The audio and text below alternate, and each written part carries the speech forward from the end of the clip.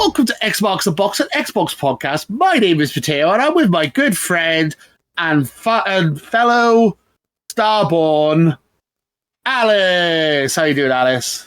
Hi. I thought you were going to use a naughty F word, like effing or some sort of... Ooh. Effing Starborn. We can't do that in the first minute of the podcast. But anyway, so my pronouns are she, they, and this week we all have beaten Starfield, and we'll be talking about the main story on the Space Skyrim Episode 5, which should be coming out this week.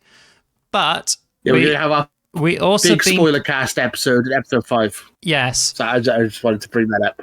Also, we already explored all the avenues, so we can now give ourselves make a huge Starfield review for next Xbox Spot. How many points will be out of 10 this time? Will it be better than IGN's? We'll have to see, because we have played it so much that we can finally give a huge review out of it. Yeah, it's totally going to be 7 out of 10 from both of us, I can just tell. But there's a review episode. We're going to have a full spoiler cast on our Starfield podcast, which is Space Skyrim, which is going to be main plot spoilers. And then we're going to do another one for side missions. So like Freestar Collective, UC, Vanguard, what are the other ones? Crimson Fleet, and... what's the medical team called? I forgot what they're called now. I think it's Region Industries. But the Region Industry, yeah. So we'll have another podcast for that, but we're just going to do a main story spoiler cast this week. So stay tuned for that if you've beaten Starfield's main plot. But today we won't mention any spoilers, but we will have a talk general about our thoughts on the game and give our final verdict out of 10, because I think we've given it enough time to have a final score now, I think, because we've both been playing it non-stop for since launch day. Yeah. I haven't stopped playing it. I can't stop. I'm addicted. Help me. Well, the last time I've been playing Starfield is I managed to get to the end of the main story, and I'm ready to do more. So I'm just down to just a few quest lines, and then I'm just done with the game. Get a 1,000 gamer score because I got all the achievements apart from the quest lines. Oh wow. Provided if any glitches don't get in my way. Because I already encountered some glitches there, and it just makes me worried, I'm not sure I can complete them all without starting a new character, because that would be a bit of a nuisance, though. What do you think? Yeah. So without going to spoilers, have you done New Game Plus, or are you sticking to your first save? New Game Plus, because I think I have experimenting with the sandbox so much that I think I would rather do the New Game Plus to get rid of all the lingering bugs, as well as improving the performance. And so far, New Game Plus makes it easier for me to save, so it just helps. Yeah, I'm in New Game Plus as well, so I'm on my second run. But I know people who have literally done 10 runs in this game already, and it's what are you doing? It just depends if they skip the main story and get to the end and grind it all up. But we'll discuss more about that in Space Skyrim Episode 5. But also in the news... Don't want to go into too much detail. Yeah. Yep. Also in the news that CMA is keen on the Xbox deal, so we could be expecting some huge news coming up. So if we're still doing this podcast, then we will be able to cover any news about it as it comes, and could even be huge topics of the week. So stay tuned for that. Yeah. It could be around middle of October, so we're already entering into October next week. Yeah, so they said it would be about October time that they should be getting the news, but we literally could get news any second. It could drop while we're on the podcast. We literally could just finish the podcast and then get the news, which would be annoying, and probably knowing our luck will happen. But we should hopefully have Activision news by this time next week or the week after, so that's great. Hopefully we get that sorted. I'm fed up of talking about the Activision deal. I just want to get it done now. I just want it done. I really do. So yeah, that's our intro. So should we move into what we've been playing? Oh yeah. I've been playing Starfield. I think that's pretty much all. I'm like, I want to play Pokemon. I want to play Liza P. I want to play Party Animals. And there's something else I want to play as well. But Phoenix Wright. I want to play all these games. I've downloaded them all, ready to go. And every time I go to play them, I'm like, you know what? I'm just going to do one more mission in Starfield. And I end up spending 4 or 5 hours on Starfield. And I'm like, no, I can't stop myself. I'm in the middle of doing the, what's it called? The Vanguard storyline. Yeah. UC Vanguard, yeah. Because I saved that for my New Game Plus. So I'm about 3 missions into the UC Vanguard now, which is cool. Oh, so is it just as easy as in the normal game to do this in New Game Plus? Yeah, well, you have to. Yes, I mean, I'm around spoiling it for stuff. I did the quick version of the story in New Game Plus because you can do it like a speed run almost. I don't want to go into too much detail, but you can still do. You can still do all the side quests and all the like factions and stuff in New Game Plus. That's not a problem. Yeah. I haven't unlocked the Freestar Collective yet because that's the story mission to unlock the Freestar Collective or to unlock what's his name? The name of the city, Akira or Kita or whatever it's called. City. Akita City. So I haven't gone to Akita City yet in my new run, so I'll have to just go out of my way to go to Akita City, and I'll probably end up locking the Freestar Collective that way, I would imagine. But I'm not sure. But I'm doing the UC Vanguard stuff, and that's going well. So, yay. It's funny because I'm probably going to do a Freestar last, and that was the first thing you did. So that's quite funny. That I'm doing the opposite way around to you. Well, Freestar. Well, all you had to do is just travel over to the Saiyan system, pop over to like the Kita planet, and then you just like visit the city, and you instantly have the heist thing. So you just need to do that, and then you got it. I will be doing that at some point in the next week or so. But yeah, I'm collecting powers as well, which is so that's fun. I've just been doing little side questy things and trying to make Anaja, however you pronounce her name. I'm trying to get her to love me because I had Sarah. I married Sarah before. Now I'm being a dirty slut. I'm just trying to marry someone else. Well, easy. But I want to marry someone else now. Well, I think really it's that getting the powers is just a bit redundant. I was gonna like spend all this time to get the powers, but it just gets into a tedious loop where every time you get power, you have to travel to somewhere like an eye, get the crest for the artifact, the power, and you go back, find the power, then you come back and do that. Boring. So you don't actually like find one by like going around planets, and also it seems to be more random as well. So it's just. And I never use them. I never use the powers either. They're pointless. I never use them. I just shoot everything. The game's easy enough with just guns. You don't need anything else. Yes. Honestly. But yeah, so I feel like we're going into spoiler territory a little bit there. So we're gonna stop talking about that. But yeah, I enjoy Starfield. It's great. We'll talk more in the review about what I would give it out of 10 and stuff later on in the show. And I'm assuming you're still playing Starfield because that's on the list of stuff that you've been playing. Yeah, I just like I've been going through the game and I've been accounting like some annoying glitches and performance issues.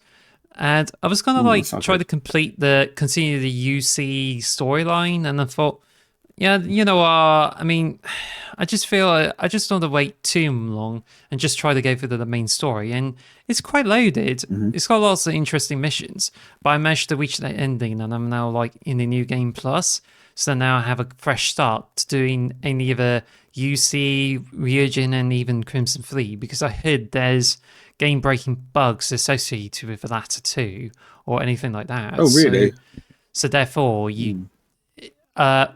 there's a chance that you may encounter them. So it's better to be safe than to be sorry than like spending hours into those lines and then realize, oh, you can't progress it further because of a bug. Because if that happens, either you start a new character, or you just go into the New Game Plus and then just try again. Yeah, I mean, I just always end up. Sorry, I just got distracted then.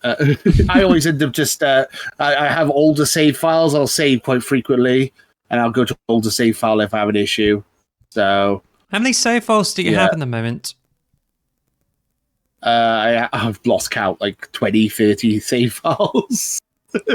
I literally will save every couple of minutes. I'll just save a new file every time.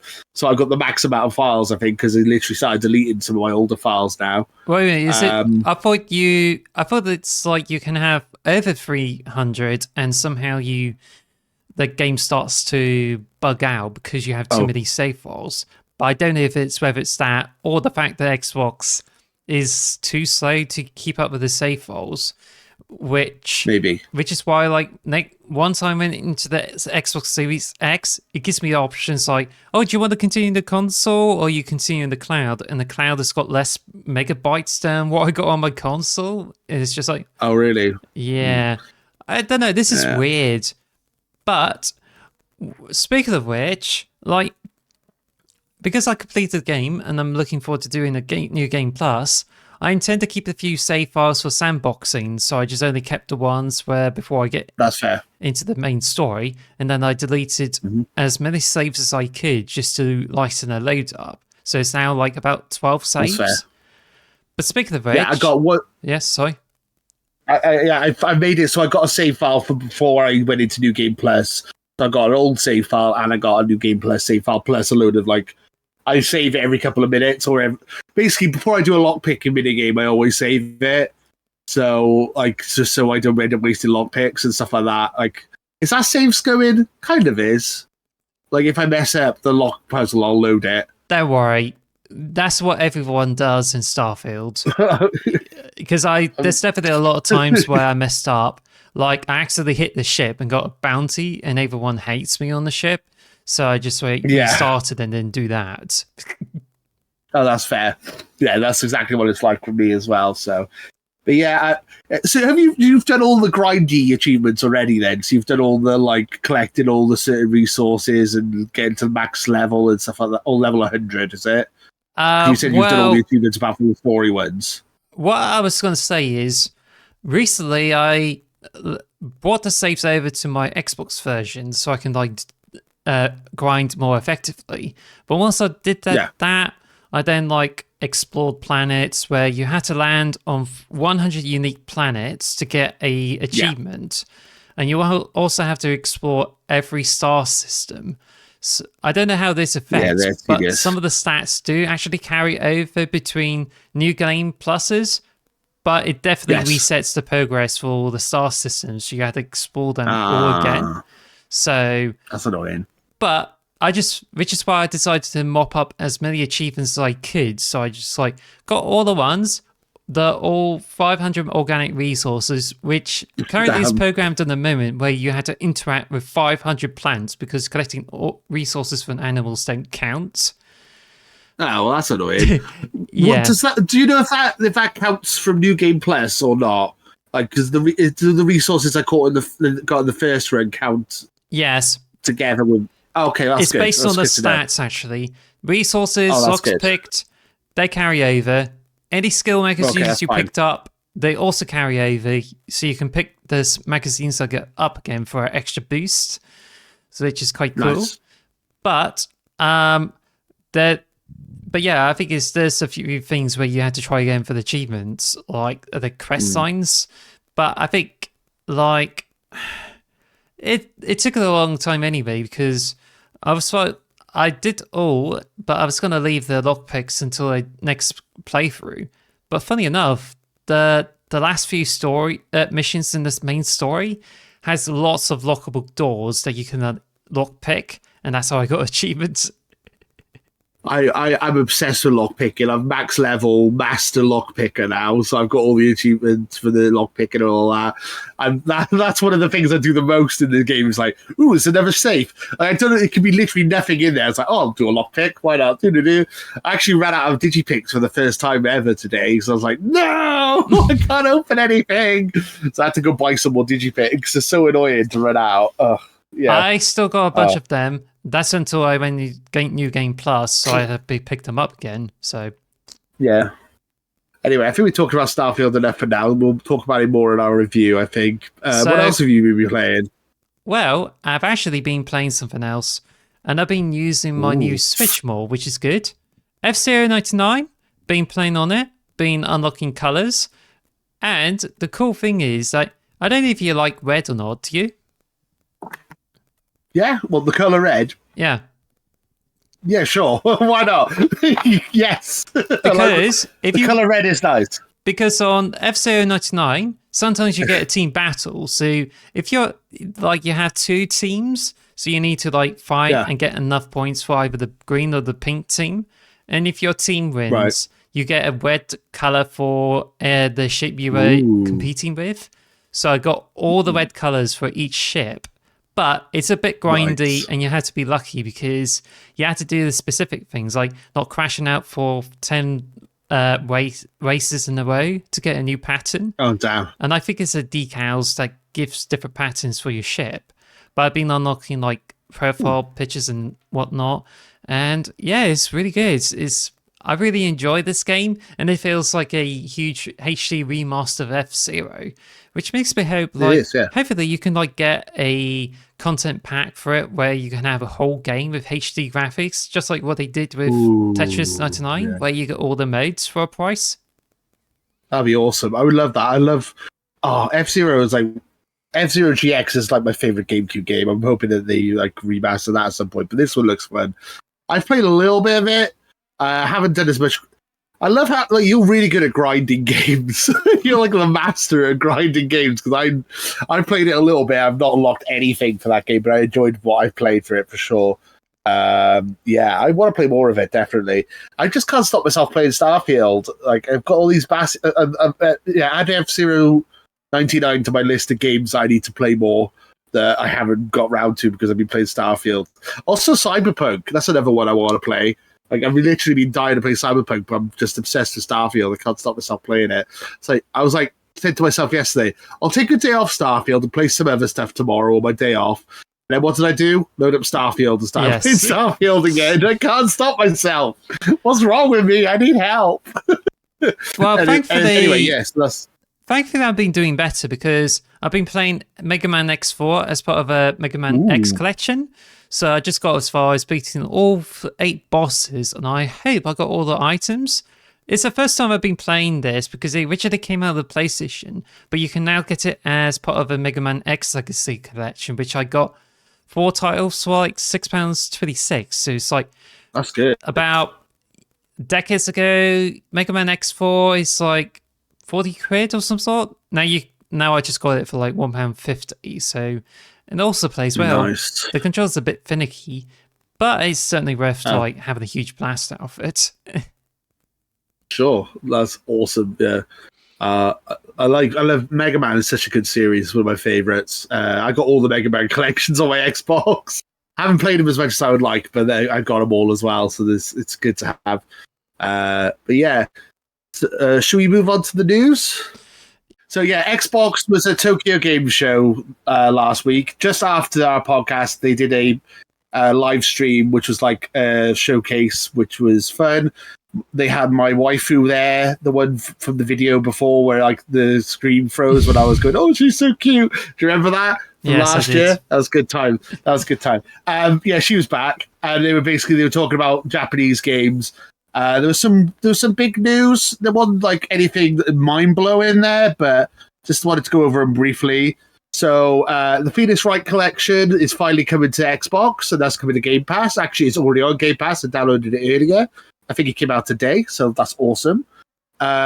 Like a Dragon Gaiden, The Man Who Erased His Name, and Like a Dragon Ishii, they're both coming to Game Pass. I'm super excited for that. I really, really can't wait to play The Man Who Erased His Name. I'm looking forward to that because Like a Dragon Infinite Wealth looks really cool, and that's coming out early next year, so I'm looking forward to playing that as well.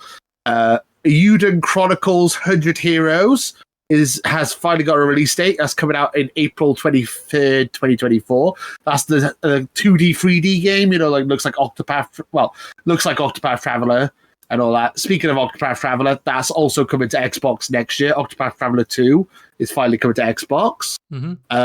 Wulong Fallen Dynasty is getting DLC, and that comes out today. Persona 3 and Persona 5 got an update, but we already knew all that. Exo Primal Season 2 is coming October 18th. Ori and the Will of the Wisps are being added to party animals, which is hilarious. So instead of having like a bouncy, like maneuverable like Ori is like a little flabby.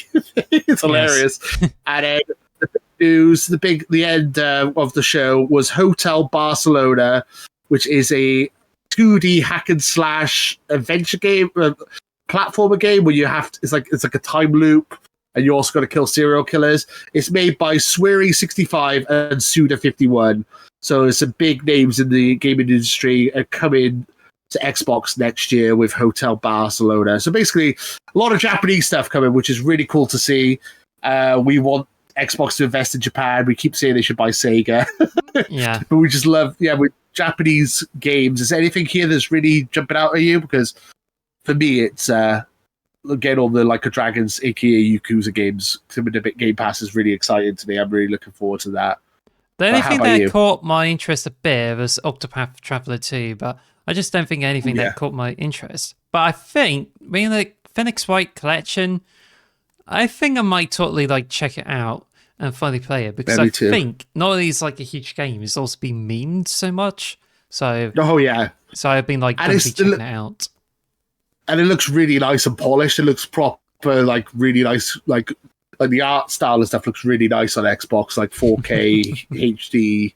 I'm really looking forward to trying that. I've downloaded it. As I said, I was going to play it this morning, but I ended up playing more Starfield. So I can't stop myself. But yeah, it's the original trilogy, and then the new version of Phoenix Wright is coming out as well next year, so that's cool. But yeah, they just announced a load of really cool Japanese games coming to Xbox, Game Pass, and just in Xbox in general, which is awesome. It's awesome to see Xbox trying to get a foothold in Japan now, because they are an American company, and obviously Nintendo and Sony do much better in Japan than Xbox does, and they're definitely they're third place in most of the world, but they're definitely a long third place in Japan. No one has an Xbox in Japan, so they need to keep working at it. So it's good to see. I think very exciting stuff. So that was pretty much TGS in a nutshell. Basically, I think. Like a Dragon, the man who erased his name is probably going to be the next game I'm going to play when I'm bored of Starfield in 2 months' time. Because I think it's coming out in November, so looking forward to it. So that's the news story I added to the docket. You had there's a big news story that you just added as well. What happened is during the Tokyo Game Show, Hideo Kojima, the legend behind the Metal Gear Solid series, has recently took photo snaps with Phil Spencer, and they've been taking some photos at the Kanda Myojin Shrine. So it's all on Twitter, which I can't view at that moment because I'm on Twitter. But yeah, he's just yep. X. And they also had more saps with Sarah Bond, Aaron Greenberg, and all of the Xbox team. So it does seem it's really nice, but also shows promise that the Kojima Productions could be bringing 1 or 2 games over to Xbox. So that's promising. Phil and Davey from PS Retrest must be crying right now because Kojima is their favorite person in the whole world, and it's yes, he's ours now. He's Team Xbox. Yeah. No, I'm just kidding, but no, obviously there is they already announced that Hideo Kojima is bringing a game to Xbox. We don't know what it is. I'm hoping it's going to be a big, decent game. I'm hoping it's not just going to be his little side project. It's it's this little platformer I made in Game Maker, and it took me a week to make it. Here you go. So, thanks, Kojima. I'm hoping it's going to be something substantial. I'm hoping, but we'll see. Anyway, I'm excited. Speaking of Japanese legends, Hideki Kamiya is leaving PlatinumGames. So according to the article here, an outspoken CEO of this place, it says here, the original story of this which is shown on Eurogamer, says he will be leaving on 12th of October, adding that We are truly grateful for his creative ideas, leadership, and contribution to the growth of PlatinumGames from our startup to this very day. We believe that he will continue to succeed in his future endeavors as a game creator. We are looking forward to seeing the gaming industry grow into the better place with him in it. We wish him all the best for the future. Interesting. I don't know why he's leaving. It's because there was rumors before that they wanted to be sold, wasn't it, Platinum? They were having issues when it came to certain games, and we discussed this a couple of months back. I wonder why he's left. It's an interesting one. Well, but it does seem like everyone's leaving their companies. It doesn't seem like this isn't as big a news as it used to be. It feels like it happens all the time recently. Anyway, sorry, go on. Let's not overcomplicate this because there's more to this. So okay, go ahead. Kamiya has followed up and he said, "This came after a lot of consideration based on my own beliefs and was by no means an easy decision to make. However, I feel this outcome is for the best. I will continue to create in my Hideki Kamiya way. I hope I'll keep your eyes peeled." And that's on the official PlatinumGames account. However, there's some extra information, and he added to say, as a means to thank his fans for the support, "I thought I'd be bullied more because of my usual behaviour, but I'm so touched by all the words of support I've received. Thank you so much. I am not worried about my future at all. As long as I have your support, I'll keep making games, and I'll do my best not to disappoint you. When I decided to quit, many of my old and young colleagues and staff were sad to see me go, and some even shed tears for someone like me. I realised once again that I was only able to be who I am because of the support of the people around me. I will continue to be grateful for the help of others. I will continue to believe in the spirit of creation that I have always believed in through my career at Capcom Mother 4 Development, Clover Studio and Platinum, no matter what anyone says. I don't know if I will be able to continue to make games that live up to that belief. I don't have a formula for success, but I'm committed to be aiming for it." So fair enough. That's nice. That's a nice comment. I like that because he does troll people online and stuff. So I get what he's saying about he was expected to backlash. Well, actually, I think the biggest thing is that if you somehow try to ask dumb questions, like asking whether he's been working at Bayonetta 2, for instance, if you ask stupid questions or you just try to say stupid stuff to him, you get blocked by him on Twitter. Yeah. So I think he doesn't. I think he blocks anyone who speaks to him in English as well. I think because he doesn't like that. So yeah, he likes to block people. He's just truly outspoken. Block happy. It's just happens to be very outspoken. But the thing is, it's really nice that he's been given a lot of praise for his projects, and hopefully he can do very well in making games because he's been working on the likes of Beautiful Joe, the original Devil May Cry series of some sort. So, and even Bayonetta and Wonderful 101. So it's really good from there. Oh, there's an Astral Chain, which is a very underrated game. There's some very good games for Platinum. As I said, I would love Xbox to buy Platinum, but I don't see it happening. But they would be cool. I think that'd be a nice little thing. But then obviously they haven't got Kamiya anymore, so would it be the same buying Platinum anyway? But anyway, well, I think he hasn't been that much involved with Bayonetta 2, and I think he was doing production or some sort like that. So I think he left trusting that PlatinumGames might probably do well. But given as far as the Babylon's Fall and other games, I mean, it's a big question about the PlatinumGames' future. But lest we forget about the fact there's a lot of really good games coming out from PlatinumGames, and I just hope they will come back in their formal glory. Even Bayonetta 3 is really good too.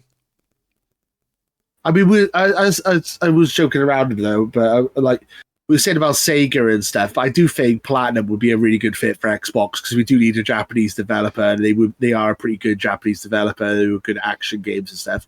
It would be filling a missing piece in the Xbox catalog for sure. But anyway, it's just random thought. Anyway, Cyberpunk 2077 2.0 update is here, and it could well be the one that makes the game so perfect.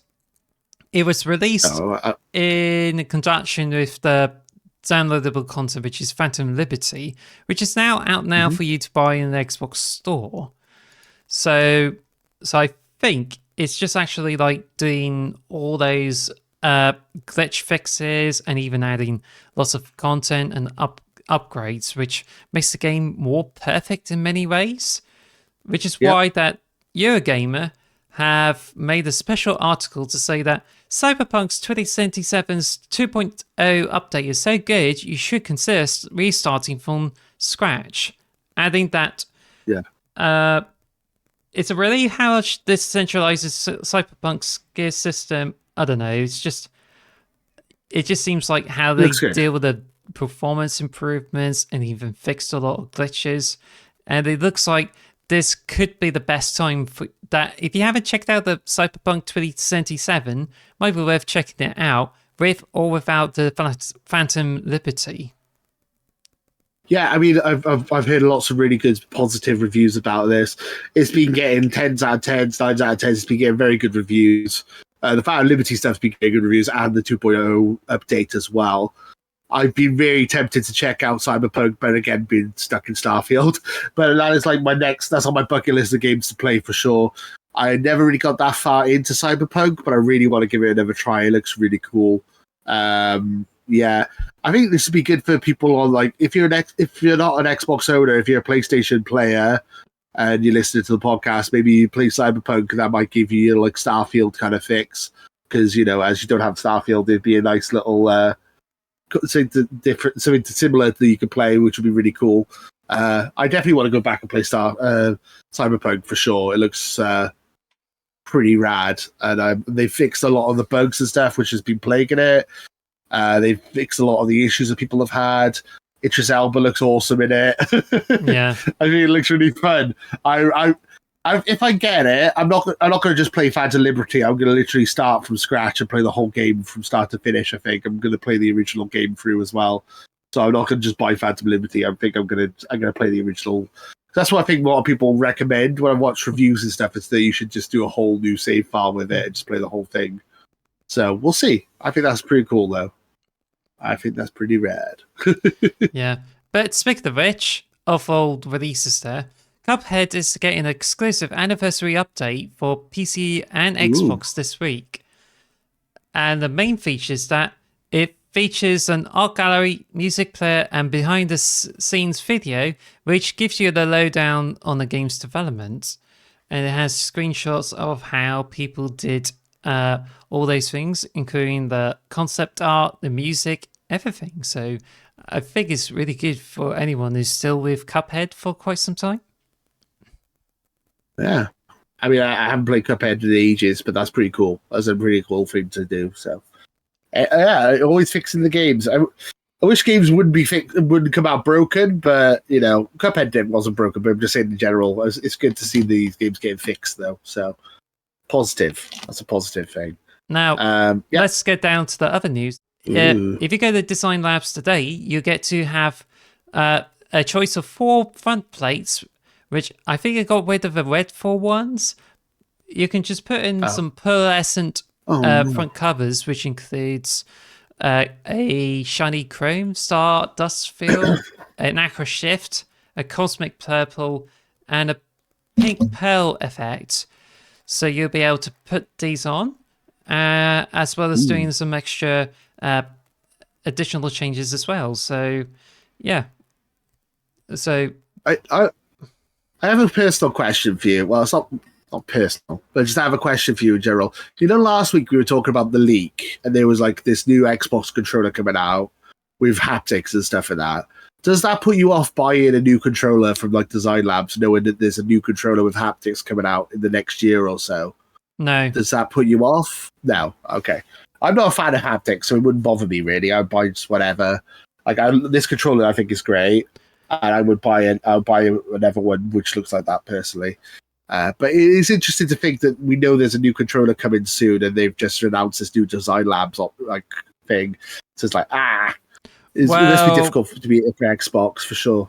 Well, actually, it hasn't been announced yet, so it's not like they just do this and then like knowing, No. oh, the new controller's coming out soon, but it hasn't been announced yet. The design may not be final as well. So That's true. the controls, the controllers there, like, I think it's really neat and do this stuff, and I Yeah. think it's worth doing it. But like what you said, Starfield controller is just enough, and it's also got I love rubberized it. grips, So cool. which you can only have them in black in the design labs as well. Also, it's just quite cheaper than like putting them on. Wait a minute, what happened to the controller? It looks a bit dirty. Is it? It might just be my lighting. I don't think it's dirty. Dirty controller. Dirty. No, it's fine.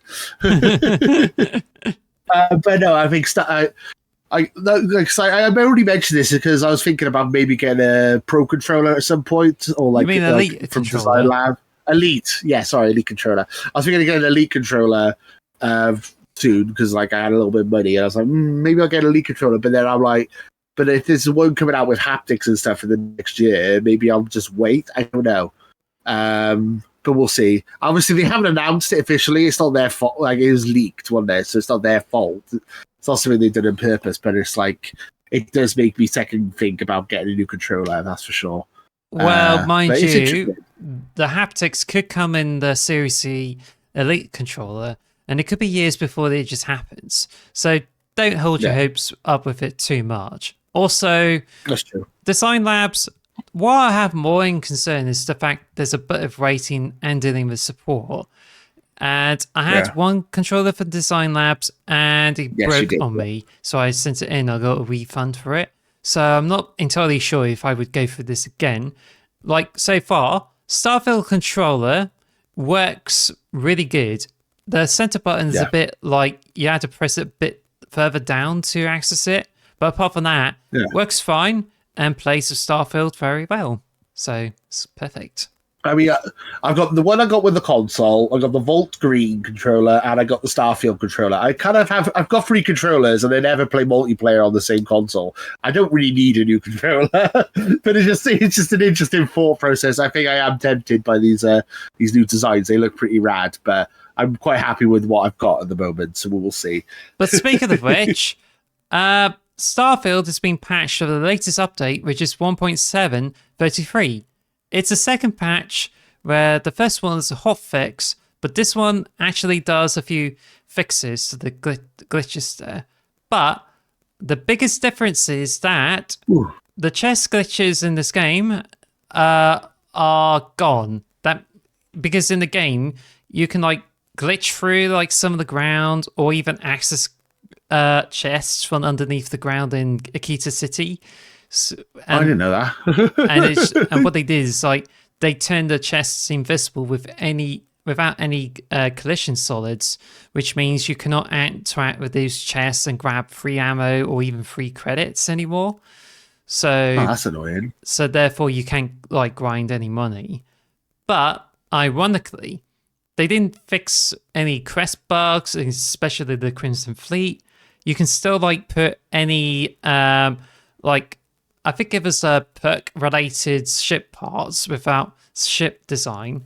Like if you have a rank for a ship design part that you want to use, you can still do the glitch where you can attach it to your ship without needing the perk in the first place. You can also like duplicate your ship, which involves a trick where you just duplicate a ship over the other ship on the right, so you can duplicate your ship again, and that's usually used for money exploits. And you can still do farming on the legendary items by save scumming as well. Fair enough. I don't really do any of that stuff, but it's interesting to know that's still there. So that's interesting.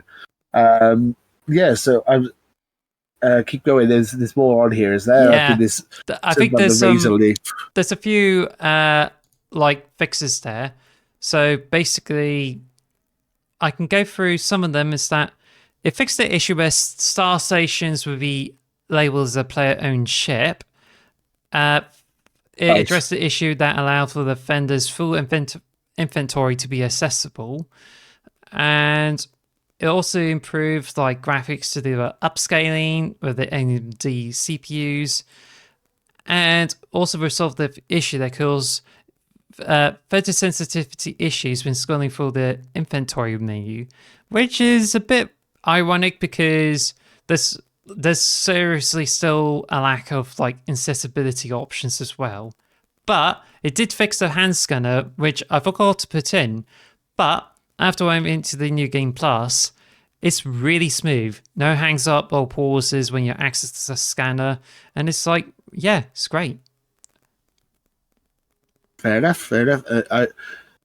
I to be honest, I've not seen any of these glitches or bugs. I've had very little bugs or glitches in my whole like 2 playthroughs I've done so far. I've had a couple of glitches, but nothing game breaking yet. But you said you've had a lot of glitches and stuff, but we'll talk more about that in the review, I guess. Well, actually, I need to go through some of these things. Like, did you get Razor Leaf doing the mission? I have the Razor Leaf, but I've never really used it. I collected it to add to my collection. Because there's an armor display that if you put your armor on those mannequins in the ship, it can disappear. And that means you can't get them back. Yes, actually, that is true. Yes, I actually have done that. You're right. I forgot about that. Yeah, I put them on the display. Well, they didn't disappear for me. They just didn't show up on the mannequin. The mannequin was just still plain when I put the stuff on it. I put the mantis armor on it, and nothing. It just was still. So I just went, oh, it's not appearing. What's the point then? I just took it off then and just put it in my vault. So I'm glad I did that because I didn't want to lose my mantis outfit. Yeah, people have been losing armor because they left it on the mannequins. So that issue's been fixed with the patch. So you'll be glad it's all sorted out.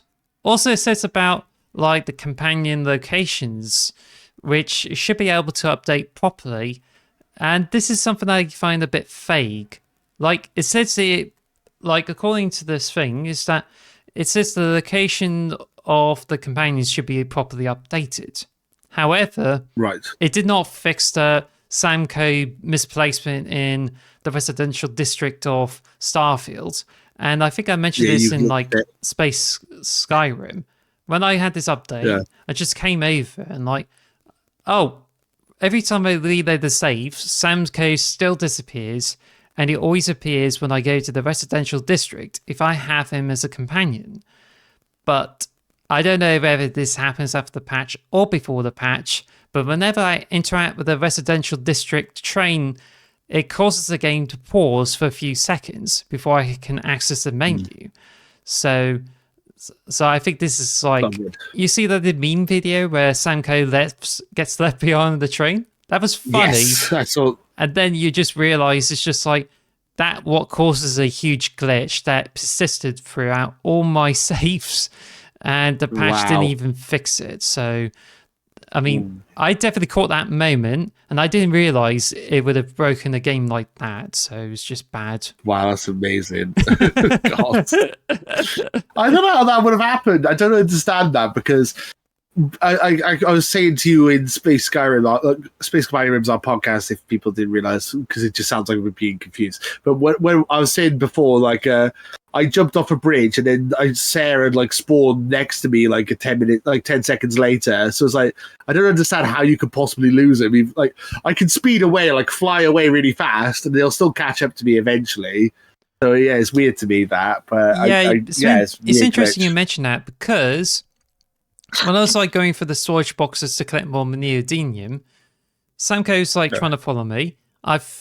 I boost packed right at the top of the storage containers, which is about 5 or 6 boxes tall. And when I got on the top, Samco's just right there on top of the storage box. I've had little stuff like that before, like the mission I've just done with the UC Vanguard. I was talking to someone inside the building, and then an Ija was outside the building, but she was talking to them like they were like next to her. So just like so we're in a conversation in the room, and then suddenly it'll just cut back to an Ija outside in like the rain, going, "Oh, that's weird," and then it just cut back to the like, "What? Why? Like, how can you even hear us? Yeah, where you are? What's going on?" So you do get some glitches like that. But I've not had anything game breaking myself. Well, luckily, actually, I just went on the ship in the main seat, and I think during the last parts of the main story, I just sat down, on the pilot seat, and Sarah keeps repeating the same dialogue, saying, "Oh, what a shout should be said about that," and such. And then I got more dialogue, and just before I actually finished the game, it's like, oh gosh, I think I should be able to get that sorted out. And I feel the New Game Plus does it well. I haven't properly tested it, but it looks as if it may have purged a lot of those annoying glitches out. This leads me to say this line, which I have some skepticalism. There is stability and performance improvements to address crashing and freezes. Well, guess what? Like, it didn't optimize the game or reduce crashing, because if you have more outposts in the game or you have more complexities in the outposts, it can slow down the game. So when I went into New Game Plus, the stuttering is gone and it's much smoother, because the more stuff you do in the game, the more complex the outposts you have, the slower the game gets, and saving takes a bit longer in the old playthrough. And one time when I did this quick save, it took about 10 seconds, and I thought, oh, for the game froze. But then when I went to the New Game Plus, it's just like, it's just almost instant. So it's just like, I think this is a bit fake.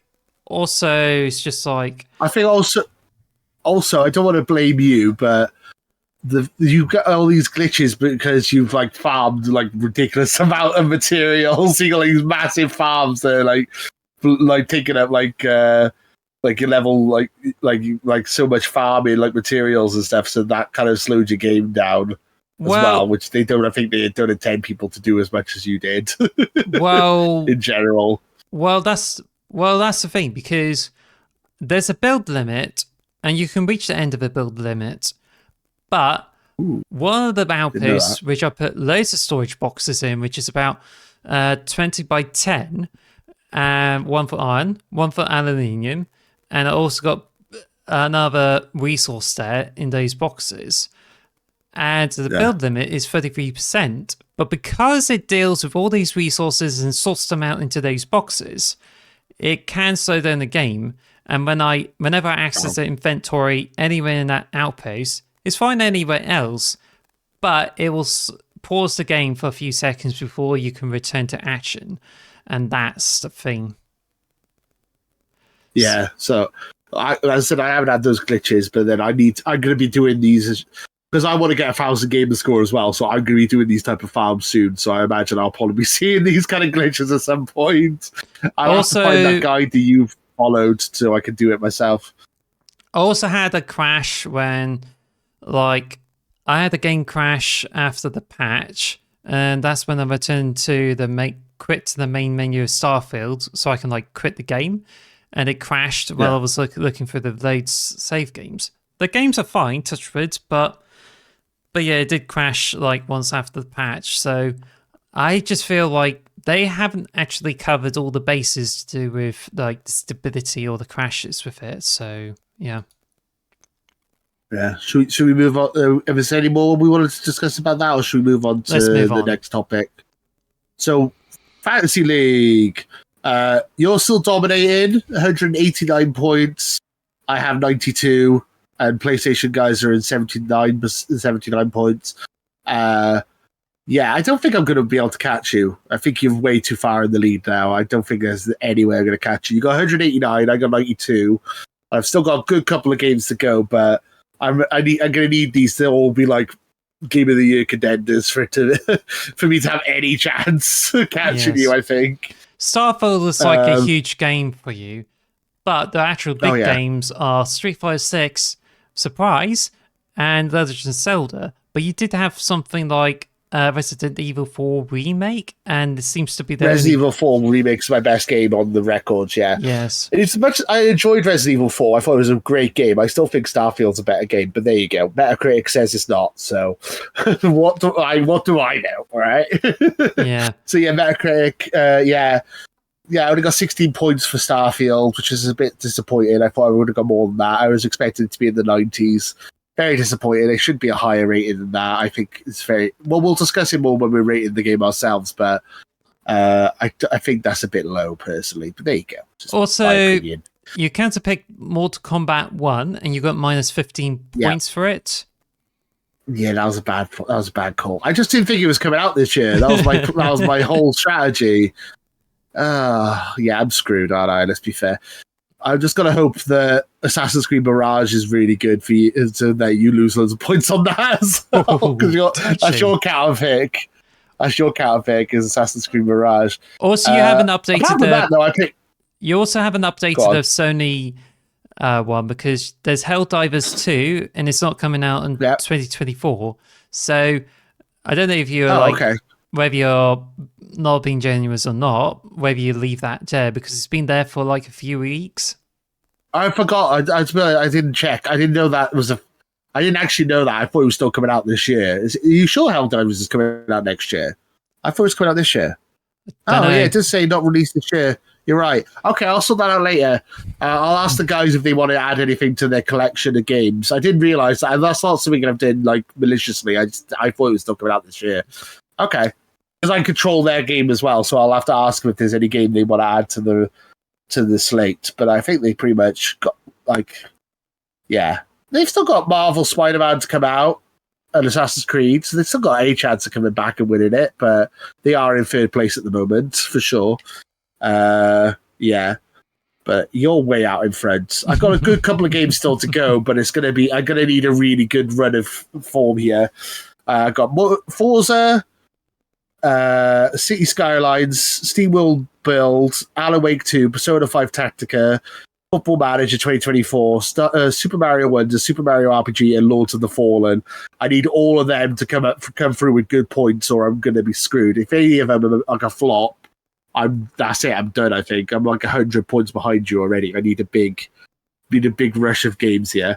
Well, mind you, that it just really depends. Like, I'm not sure about Ghost Runner 2, but if Sonic Superstars and Ghost Runner 2 like gets into the 90s, which is a bit of a rare chance to have, but there's also Cocoon that if it gets into the 90s and I get them, as well with Metal Gear Solid Master Collection Volume 1, then it would probably put me way ahead. But there's been little news to say about Sword of the Sea, and there's some doubts whether Hollow Knight Silksong would ever come out, and there's been very little updates on the other Hollow.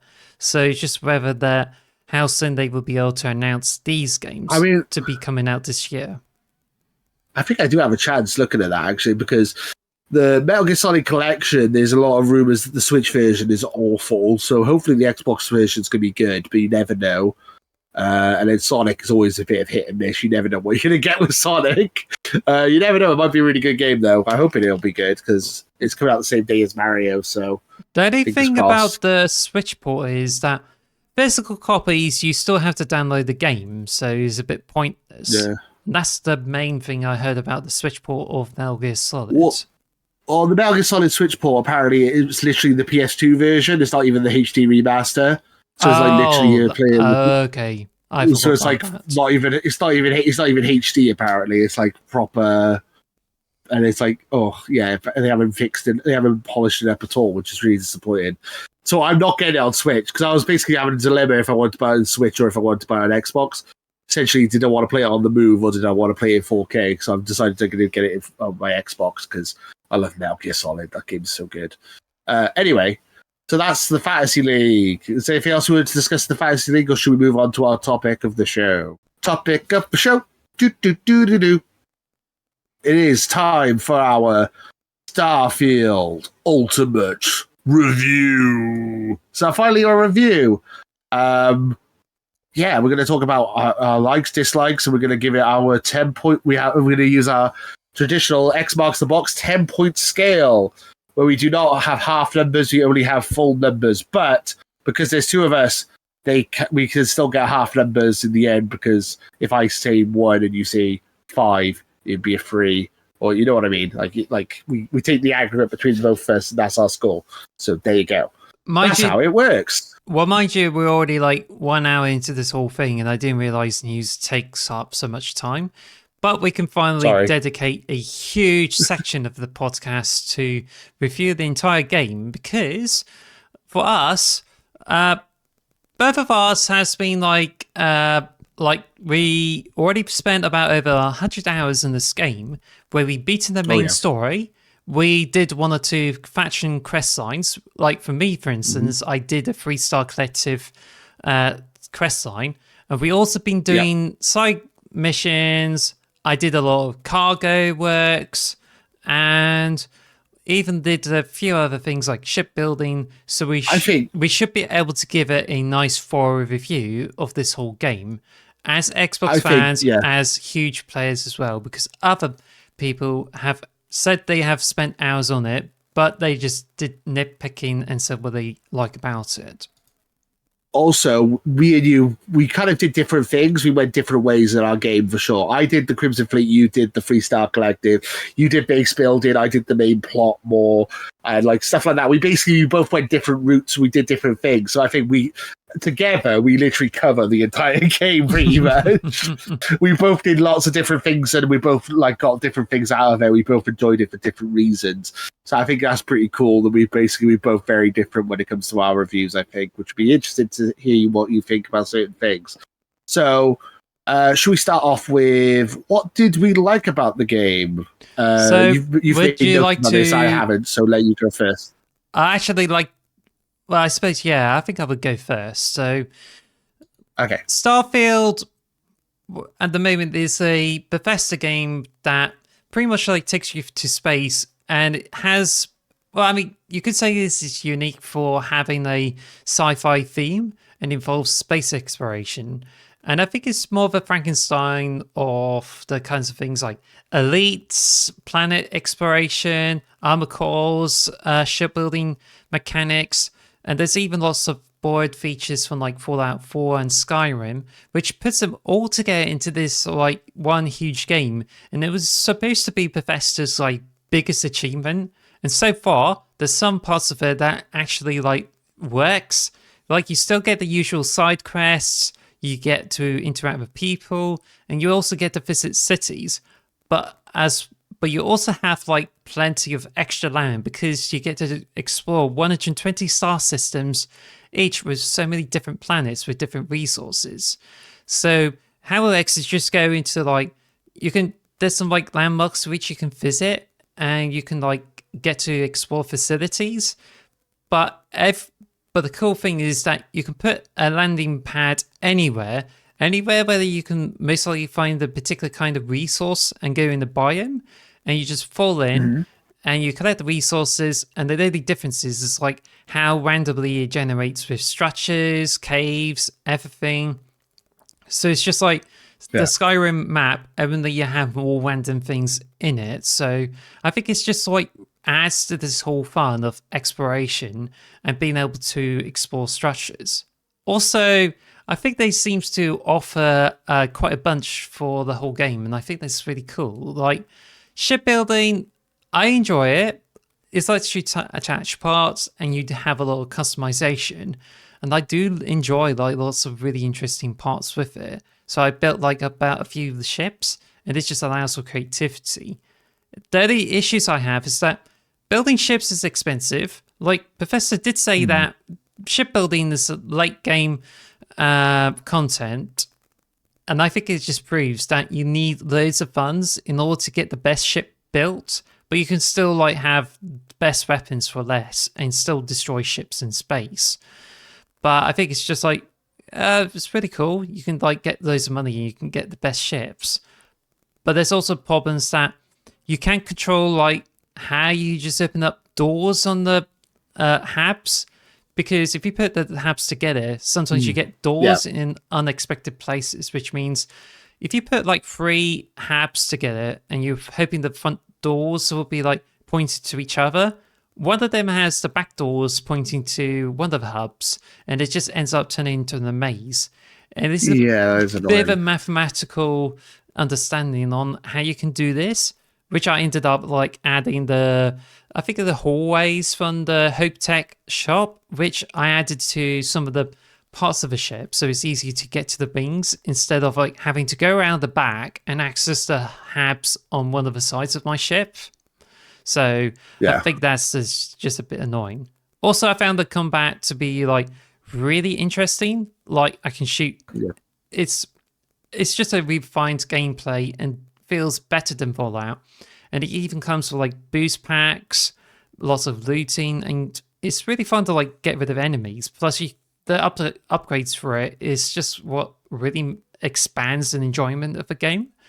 Also, while it's a bit confusing at first, but I found the dogfighting in space to be great, where once you get the best weapons, you can like get rid of ships really easily, and it just seems as if you have a white control, just as long as you have the right perks for it.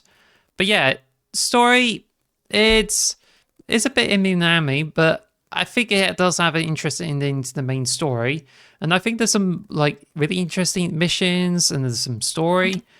And I thought some of the characters are like really good.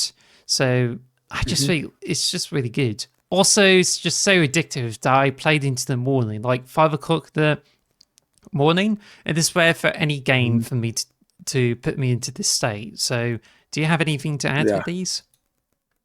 So there's lots to add with that. So that's interesting. You were saying all that. So okay, let me get this. Okay.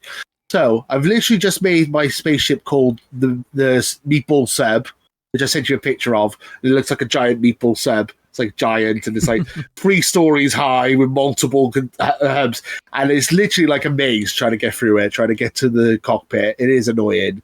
The layout thing is annoying, but I do love shipbuilding. Shipbuilding is so much fun.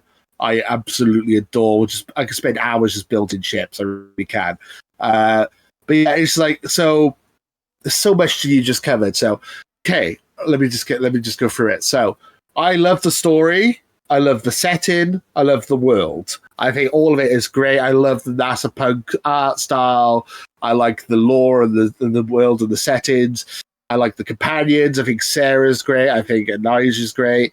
I hear people slagging off Barrett. I really like Barrett. I think Barrett's great. And I think Sam Coe is great. I mean, Sam Coe was getting on my nerves because he kept repeating dialogue, but apart from that, he was a great companion still. I think I really like Sam Coe. So I like the characters, I like the world. I think the storyline was really good. I thought there was like some nice twists in the plot and stuff, and I thought it was a really good story.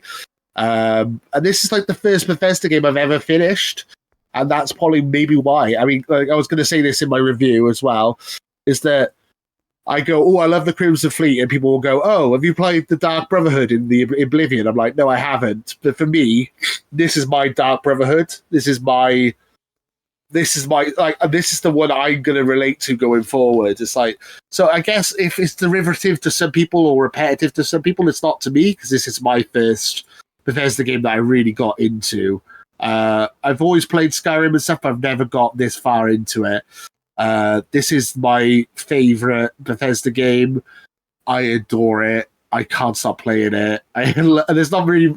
I have issues with it, and we'll talk. Do you want me to tell you what issues I got as well, or do we? Yeah, or do you just say, well, that's at least to what we dislike about the game. And I think because you have a lot of positive comments about it, I think it's worth that you say about not only the issues, but what you don't like about Starfield. And I'm very curious to know what you say about it. I mean, I really like this game, so it is hard for me to say bad things, but there is bad things. I mean, the biggest issue is overcumbered, whatever it's called.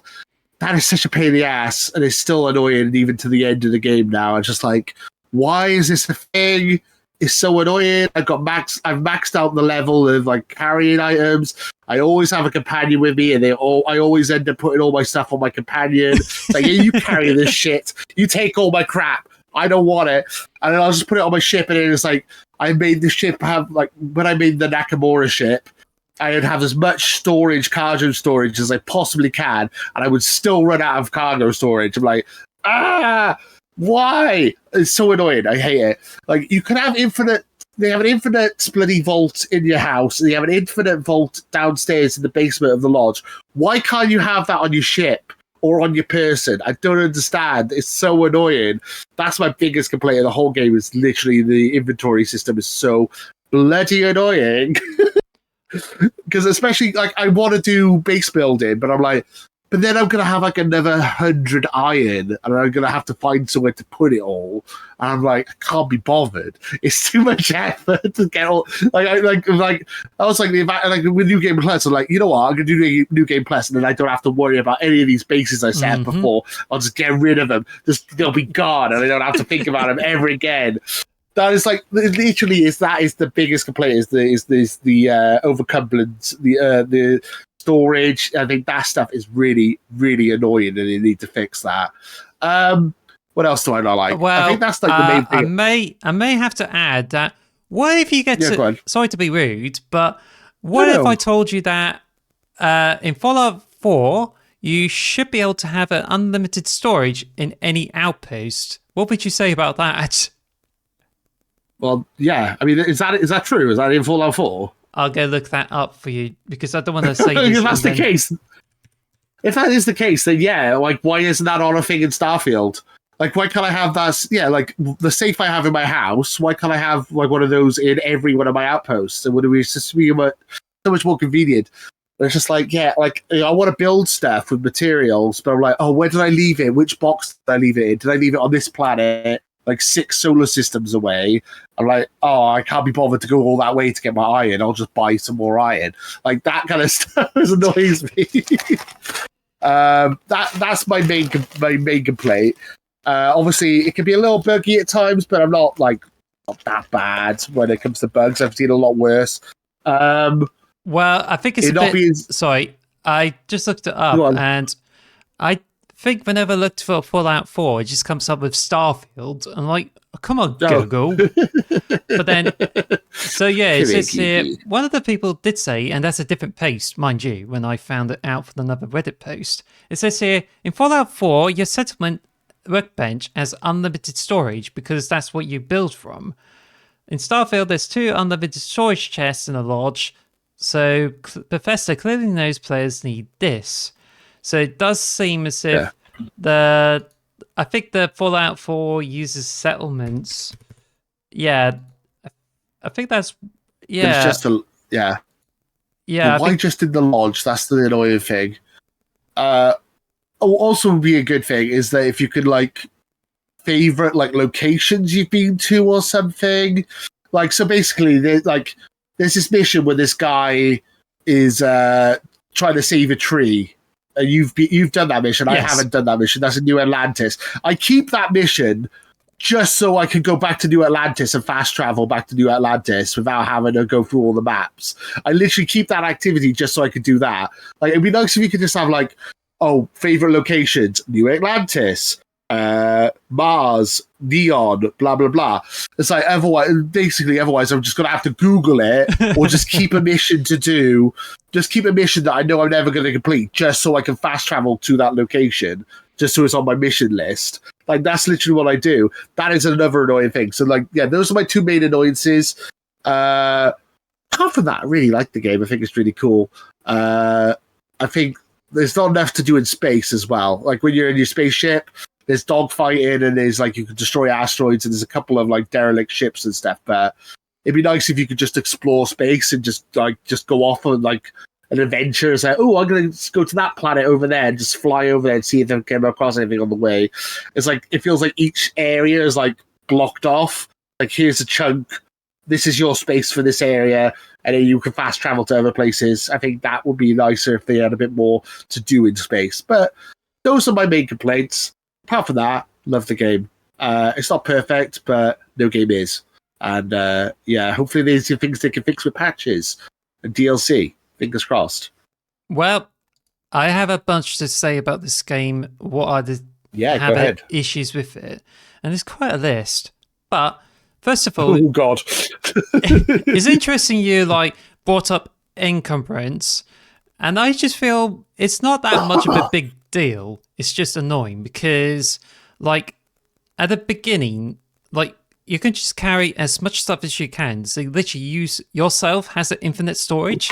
It's just the more items you have, the faster you lose all that oxygen and then ruining your health. But it doesn't kill you. It just keeps you at about 10 or 5%. So you can carry. It's just annoying. You can carry all the stuff in from the outposts, put into your pockets, and you can still go anywhere. The only thing is that if you're encumbered, you can't fast travel to anywhere. Travel. So therefore, exactly. That's what I was going to say. So therefore, I That's think the I issue. did encounter a bug, and I think it's one of the to do with one of the outposts. I have like ship bugs, and I think there's even one when there's an issue that didn't update the ship, and then it did duplicate the ship twice in the same location. It's just like, oh, okay, I'll just like pop in there and see if it updates, and then game froze once I get into there because there's two ships in there, and it's like, uh-oh.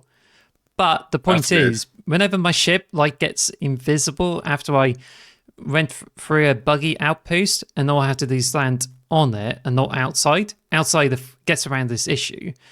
But what it sometimes do is that when I fly to other places there, it makes my ship invisible. And it's a problem. Like, you can't fast travel to it if you're encumbered. You have to drop all the stuff off, fast travel into it. And yeah, you just like clips through the surface. But the point is that you can't always go anywhere with all these items. You can't fast travel anywhere, so you have to walk all the way back to the ship or anywhere so you can offload all this stuff.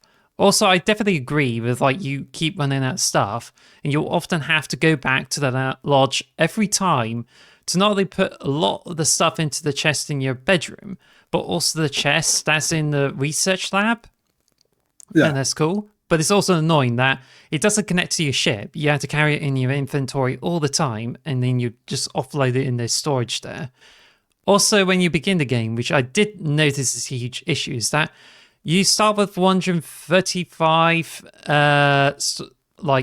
storage there on yourself, and you don't easily upgrade it without any like mods or the suit mods or anything like that. So you always have like really small space. Plus the perk, like you were saying about, which is weightlifting one, it only adds to the limit instead of multiplies it. Unlike the payloads, which multiplies your cargo on the ship. So I just feel like you just always end up like you just have to drop a bunch of stuff either into the ship or the outpost, and it's still there when you visit it. Which leads to the funny succulents joke in one of the funny videos on YouTube. Yes, yeah. I'll have to share that video with people. Yeah, so like this, they just filled their ship with plants, which is really random. I was going to say, it's like, it's funny to me that when Bethesda were like asked before, it's like, do you think you should have fuel like consumption or whatever? Like you have to refuel your ship or whatever. They go, no, that's like, that wouldn't be fun, and that would just take away from the game. It's like, well, having limited cargo is not fun, and it takes away from the game. Just give us a limited cargo on our ships. I don't understand. Like if you don't have to worry about fuel limits or anything like that. Like just. You could have like a survival mode where you have all these limitations, but like I think the default shouldn't have it. I mean, it annoys me. It annoys me so much. Yes, but I think it just gets to the point where you have enough ship fuel tanks, you get enough perks, and you've got a most powerful enough ship that you can literally get from left to right in just one go, provided you explored all the planets in between. And yet, the cargo, like, I think the Bethesda may have been a bit too strict with it, and that's the problem. Yes, it is annoying. There's one movie we can there's one movie we can all agree, and you didn't mention this, is that you heard about the star powers, the like dragon shouts in Skyrim? Yeah, I mean that's kind of spoilers a little bit, but yes, yeah. I mean, it's in the direct, so everyone knows about. Surely you know about the star powers by now. If you don't know, sorry, but go ahead. Yeah, star powers. Well, star powers. Well, that's one of the. It's just more of a gimmick in the game. Is that throughout the story, you just encounter these special powers that you can unlock, and it just works like a dragon shout. That if you press like both the shoulder buttons, you can like activate a shout, and it does like some interesting things. Like you can get more oxygen in the air, you can blow enemies out, and it does all those cool things. But it just gets so tacked on to the game and not part of the actual gameplay that you just feel like it's not integral to the whole game, and you just feel like it's no point. even the loop where you can explore the planets and find those powers, but you have to go to the certain person every time you want to find a power. So you meet that specific person, find a power on the selected planet, come back, get another mission, collect another power, and it just kind of defeats the purpose of like exploring the stars because you just it end can be a up. bit tedious, yeah. Yeah, and I just feel like the powers is just a extra reliability, and you just feel like there's no point getting those powers. It's just like almost for bragging rights. Even though the new game plus, you can actually stack those powers up and get better effects with it. But apart from that, it's just like you just feel it's just no point of doing it. Yeah, I mean, so I was the only power I mean, again, spoilers. There's only minor spoilers, so I'm sorry if I'm ruining it for people, but that's all right. The only power I use, the only one I use is like the one that makes me just move faster, like zip forward, like grav jump or something, and just RBLB, and I just go boop boop. And that's just literally so I could just travel quicker. Like my guy keeps going, I'm out of breath, I'm dying. It's like, so when he's going, I'm dying, then I'll just go pew, pew, pew, pew, like teleport forward. And like literally, it's just about moving quicker. That's literally the only thing I use. I don't use any other powers, like ever. I don't see the point. Because I already feel OP with my guns. I like can kill, like wipe out a whole thing with the, like, I mean, that might be a thing I might complain about. The shooting gameplay is really fun, but it's super easy. Like I don't think I've ever died in a gunfight in this game. The gunfighting is so easy. Like the NPCs are a bit thick. Like then space battles can be really hard. Just like so I don't know. I think that's the problem because I don't seem to have a huge issue with the AI, but I do have a huge. Yeah. I think I notice more like how easy it is to get rid of the enemies, and you feel like you want to crank it up to very hard, which gets very hard, but then there's no penalty if you like turn it down to easy or very easy, and that's the same problem starting from like Oblivion, because if you turn it down to the lower difficulty, you just kill the enemy and you have no consequence. The only thing it does in the Starfield is just like increases the chance of having legendary enemies for like legendary loots, but you just feel like you just want to lower down the difficulty. Either way, like it seems most of the enemies that counter the game are like level 100. So provided if you have a powerful weapon, like a powerful shotgun that fires explosive rounds, you can definitely like sweep these enemies away, and it's just like shoo, like that. Pretty straightforward. Also going to mention that I had another negative I just thought of.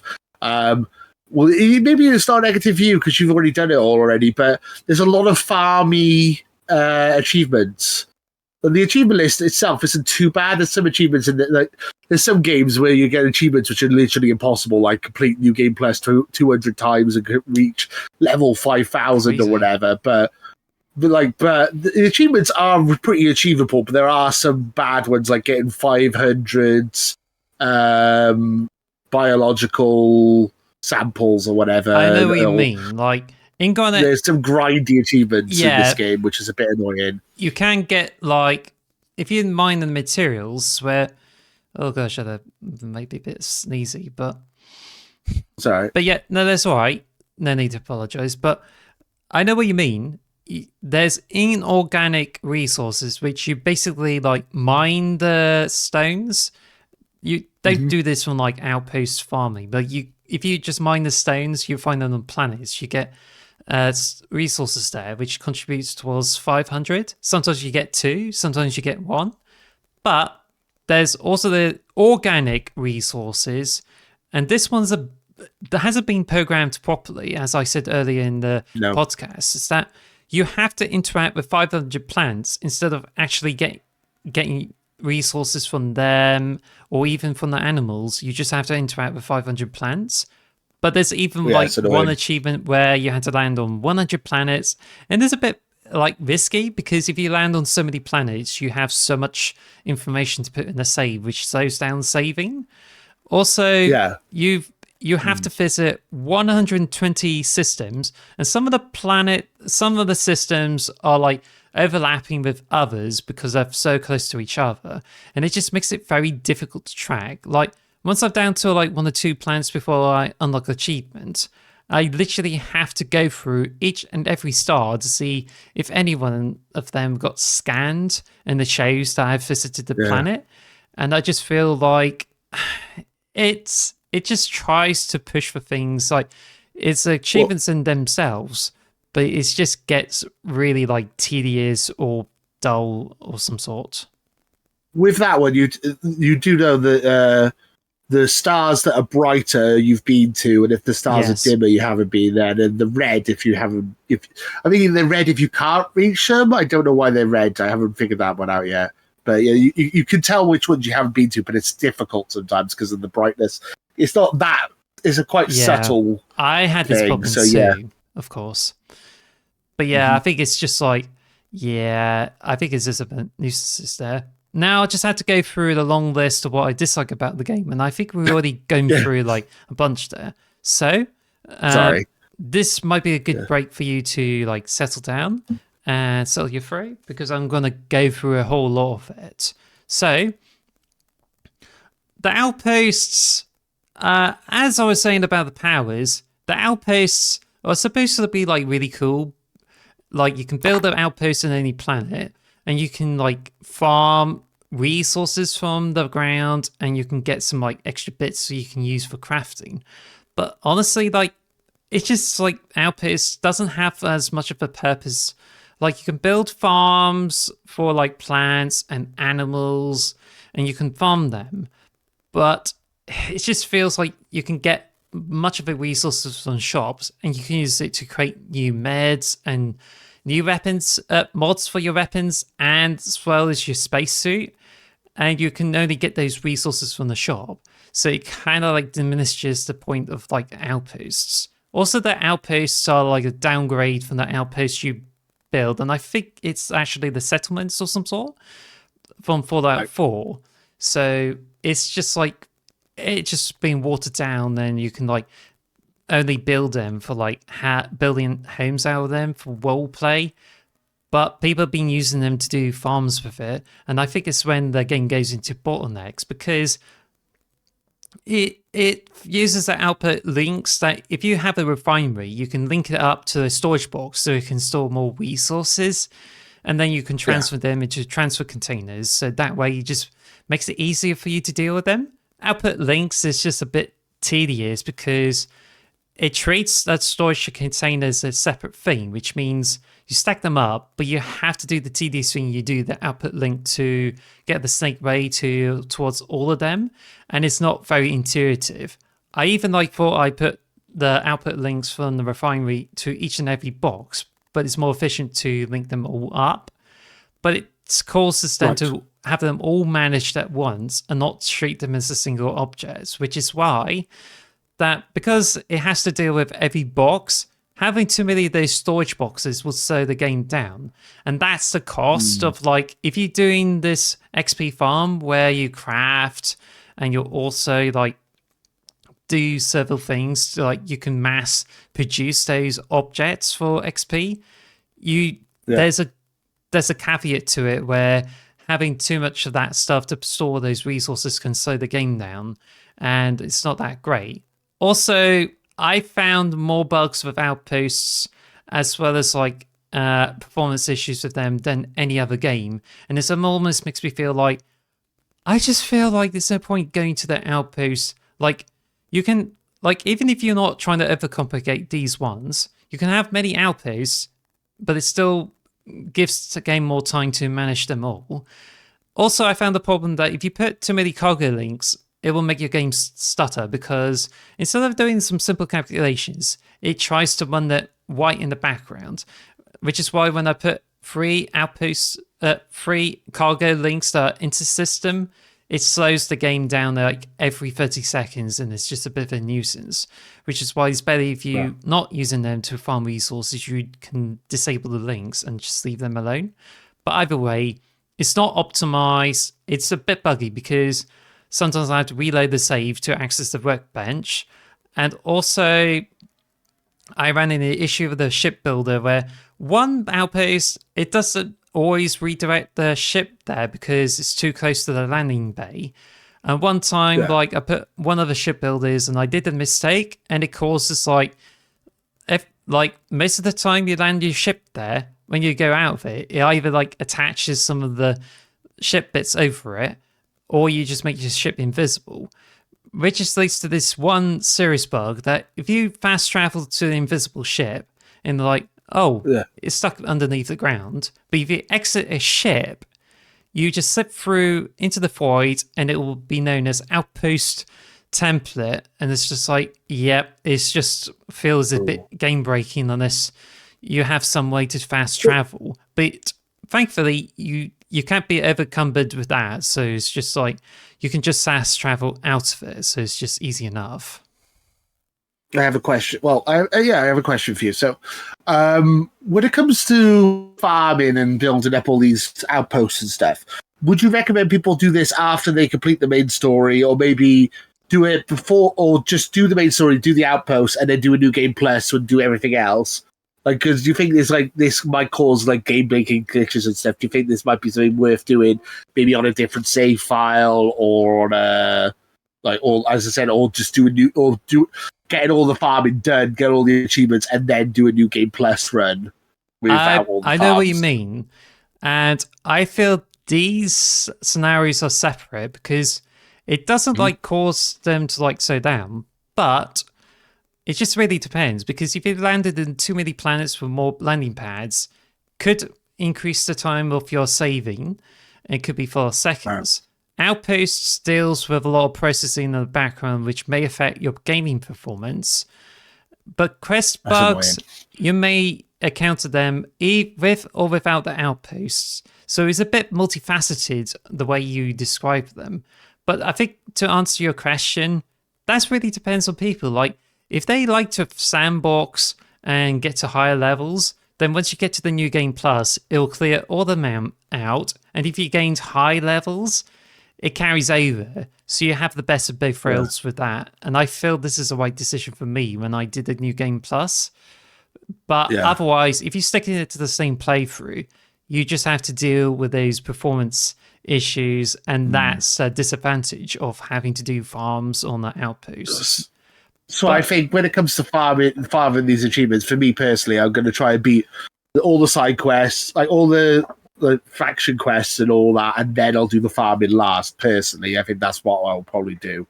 What I do feel is that on its own, without the farming, it takes really long for you to get to level 100. I mean, what level are you right now? That's a good point. I'm like level 38, I think. Yeah, because if you beat the main story, then it would take a bit longer for you to get 100, and I think it just gets a bit grindy.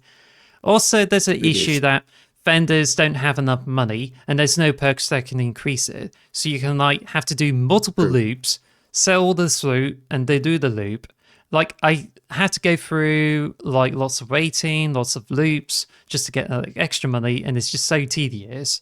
And I just think it's one of those reasons that you have to end up relying on exploits to do fast level ups. You get more money, but with Bethesda getting rid of like getting rid of the chest glitches, I feel we'd turn into an Enchanted Daggers scenario in from Skyrim, where you did get as much XP before with the Enchanted Daggers. So if they start to like clamp down on the exploits instead of doing the game breaking bugs, then we're going to have a problem with it.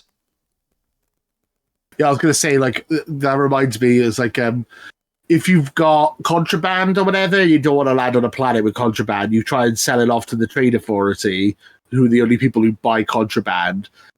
I can have like a big stack of contraband, and I'm like, the vendors run out of money. I guess I'll just have a sleep for 24 hours before I can sell more stuff to the vendor.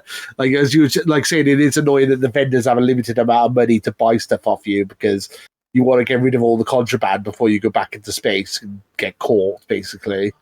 So that could be frustrating. Yeah, so that's another frustration. Some of the plans that do have a trade authority, you have to go through contraband scans. So if you have contraband on your ship, you had to go through it every Yeah. time. So the best way is to get the shielded cargo and the signal jammer, so you can like bypass those contraband scans. It's not like a chance. It's just like knowing how likely it is that if you most likely just go through them, you can instantly go through them all white. Like I got like 8 pieces of contraband from the master crate, and it's like, wow, it's cool. And even the jammer and the shielded cargo, you can slip through it easy enough. But before then, the only two places you can go to is like you visit a den and you sell it to a trade authority, or if you've been doing the Crimson Fleet, you can visit the key planet and you sell your stuff at the vendors there, and these are the good places for selling contraband. But that's about it. Which leads to another problem is that if you do steal ships from like pirates or anything like that without attacking any of the good guys, most of the time you definitely find a contraband on the ship that if you didn't like check through the ship good enough, then you just end up like having like if you go in the ship, you just end up having scanned contraband. And the best way to avoid the scan is like you take the contraband, put it in the cargo, and it will have a shielded cargo bonus. Otherwise, if you have it in your inventory, you will definitely get caught out for it. Yes. So it's just there's a ways in which there's some booby traps where you just like go in the ships and forget there's a contraband on the ship that's not being stowed away, and it may not have any shielded cargo. So that's something to watch out for. Do you have any other complaints before we move on to our a lot review? More actually, because all right, let's try speed run. Well, try and speed run. Well, I think you have to be patient with it, and I'm going to go through them all the way. Like the companions, I think I can allow your input on this. That companions are becoming more important in Starfield. Companions have been part of the game for instance, Oblivion. Oblivion is almost you didn't notice there's a companion thing there. Skyrim, you have options for companions and you can marry them, and some of the achievements do require you to do that. And it feels the same way with Starfield, but it tries to make them such a huge feature of it that some missions you're required to take a companion with you, and you can't get rid of them until you complete the mission. And also, you get like bonuses for the companions, like they know some of the skills there. So if you have them with you, then you could get bonuses. I think it's very similar to the companion system in Fallout 4, but it's just a bit more forgiving. Like you raise the infinity easily. But they just took this further where you can assign companions to the outpost, which their skills can help improve with the resources and maintenance, even security. And if you have them on the ship, it just like boosts the skills of the features of your ship, like repairs and weapons there. And I've been experimenting with that, and I think it's like really cool. But then it just kind of ruins the game in some ways because I find them a bit. I have experienced bugs with companions, and I mentioned about the Sanko thing where he gets trapped and affects the game, and it's just not great. Yeah. Also, I noticed some like glitches where, like, I went into the ship and Fasco that I got from the beginning mission. When I went into the ship and got my crew, Fasco is just like is caught between both floors, and every time I leave a ship, he's still outside. He's not inside. There's also another glitch towards the end of the playthrough, is that I sit down and I get repetitive dialogue from like Sarah or any other crew member. So I just feel that these parts hasn't been well maintained, and I just feel like they're trying to make this integral to this whole game, but they haven't actually properly tested it. So I feel the companions and the outposts are like really buggy. Like if you play Starfield with Sandbox, you'll probably be better off playing on your own, and that's where the fun goes. But if you're focusing on the quest lines, you may not be able to encounter lots of bugs because there's some other bugs there that you may experience when you're sandboxing. So I think it just makes it like more challenging when it comes to like sandboxing. But if you're focusing on just the quest lines, it's fine. But you may even like get some like game breaking bugs too, which I only have like reports there. Like when they do like some of the missions, sometimes the person didn't appear and they end up using console commands to complete them. So it's just not that great. Also, Right, as I okay. said, Bethesda seems to be more inclined to do the exploits than dealing with the game-breaking bugs, which is very questionable. Yeah, But lastly, with this yeah, whole it's so bugs weird. thing, is that there has been crashes and freezes. Like, I had a few crashes in like the first like 5 days of gameplay, and I had crashes, Right, I had freezes, and one of them happened during the main story where when you get to the point with the main story where you have an interaction with the bed, like if you choose the one option, the screen goes black, but then the game freezes. So the one way to go around that is that you go out to the lodge, you wait on Venus for a while, and then you just like go through this mission or wait, and I haven't had that again. So it's just like, right. yeah, there's definitely bugs in the game, and you may even get them doing Yeah. the quest line. But I think it just varies with people's experiences. Like, if you've been playing Starfield without any bugs, that's great. If you had any bugs with it, No. yeah, that's definitely like, yeah, it's the kind of things you expect with it. So it just depends on your luck. But it's just something to Yeah, put this I've been out very there. lucky with it. Yeah. I've been very lucky when it comes to glitches. I've not had many. As I said, I had the headless characters at one point, and the game's frozen on me once, maybe I think, but I've spent like hundreds of hours in this game, and I've not really had any glitches whatsoever. So yeah, it is a luck thing or a bad luck thing, I suppose. Um, yeah, I've never had any of these really bad glitches that you've had, unfortunately, like luckily for me. So, but yeah, it must suck when it happens to you, I must say. Yeah. Yeah. Also, I add that already discussed about the outposts and visiting planets thing and then can slow the game down. But I've Mhm. been playing it on PC. Like, if you want a video card, not too great because it uses AMD technologies like the FSAA or some sort. Like, it can't, I don't know, I I don't don't know. remember the exact code name. But if you're on the AMD card, game would run fine. But if you're on the PC version, it's like you don't always get the full 60 frames per second, even the most powerful graphics cards. And you have to like rely on the optimized defaults because they haven't optimized the graphics or the game. And you just encounter like frame drops when you play on it. Like you could say that it runs fun on Xbox Series X, but I've still had like frame drops, and it depends on how much you do with the game. So right now the game's not very optimized, and I feel Bethesda is going to be committed to like trying to improve the optimization for the game. But right now, as it is, it's not optimized enough, and that's a bit of Right. a problem there. Also in the game, Okay. accessibility setting. Sorry. I was going to say about the AMD thing. Obviously, that's a big piece. There's a big flaw on the PC version. Playing on the Yes. PC. I think the number one mod downloaded at the launch was the Nvidia the Nvidia version of the game. Like someone modded it to DLSS. get. Yeah, that was the biggest downloaded mod at launch, if I remember correctly. So yeah, it is a problem on PC for sure. I've not, as I said, I've not really had any of these issues on my Xbox version, but maybe I've just been lucky. So, but yeah, I could totally understand that being a pain in the ass. So yeah, go ahead. Sorry. But there's one thing you definitely noticed, and even at the beginning of the Space Skyrim, is that it lacks accessibility settings. And it gives you like bigger text and gives you a few options, but it doesn't have colorblind modes, and it doesn't have any other accessibility things. And I think it's just not very accessible to some gamers. Like you notice, like you don't have a brightness slider even in the starting area. Yes. So you can be able to do the brightness or the HDR, and that's something that Bethesda is looking to bring in a later update.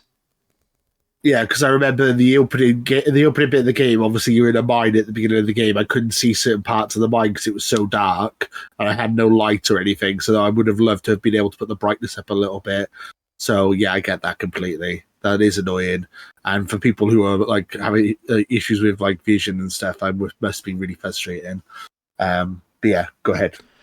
Also, there's another issue with the game is that the UI is underwhelming, the user interface, also the user experience. Like when I started the game, it's just like it has a high learning curve, but I got used to it. Like I just like couldn't like figure out some of the elements there, and it's like once I get used to it, it's all good. but sometimes the tooltips like are not really clearly presented, and also there's some tricks you don't even realize they're been there, and it's more apparent in like shipbuilding as well. But it's still clunky. It lacks the quality of life features. Like you can eat items when you play in the game. You just have to go to the menu and eat it, and it's a bit of a nuisance there. They did say they're going to add that. They did say they were going to add that in a certain patch, but haven't seen it yet. But that is a thing. I was going to say, as I said, the number one mod downloaded is DSSL or whatever it is. The second most downloaded mod is the Starfield UI upgrade, or like what's it called? Star UI. That's a really good mod. I can understand. And I was going to get to that, but like it just like displays more information, condenses items, and it's very customizable, and it's just like really improves on that thing. But I have to say, it's a improvement on Skyrim. Like you get the same like push the thumbstick to access menu on the thing as Skyrim. You can have the same kind of like dealing with the items in Skyrim, only it's like more organized and shows more information. And I like it, but it could have been so much better. Also, you have this like a short transition whenever you go through the menu, which is why there's another mod which cuts out those transitions in Starfield, so you can instantly go into those menus and go through it quickly. In fact, there's even more mods that improves the UI, and that even like speeds up from how you get to the main menu. And I just feel these mods is what makes the UI better. And I feel this is a bit of a mod, and it's not a good sign, because if the mods are already improving the game and by doing the UI, then it shows like how like the UI in the Starfield is better compared to the other Bethesda games, but it's not on par with many a good user interfaces found in other games. And I haven't checked out Cyberpunk 2077, but it's just like it's not great. Although I did really enjoy the lock picking, and that's one of the really good features with it. And it's I love the lock picking. I'm obsessed. This is one of the highlights of the game, where it's easy to lock pick, like you do the little bit of puzzle with it.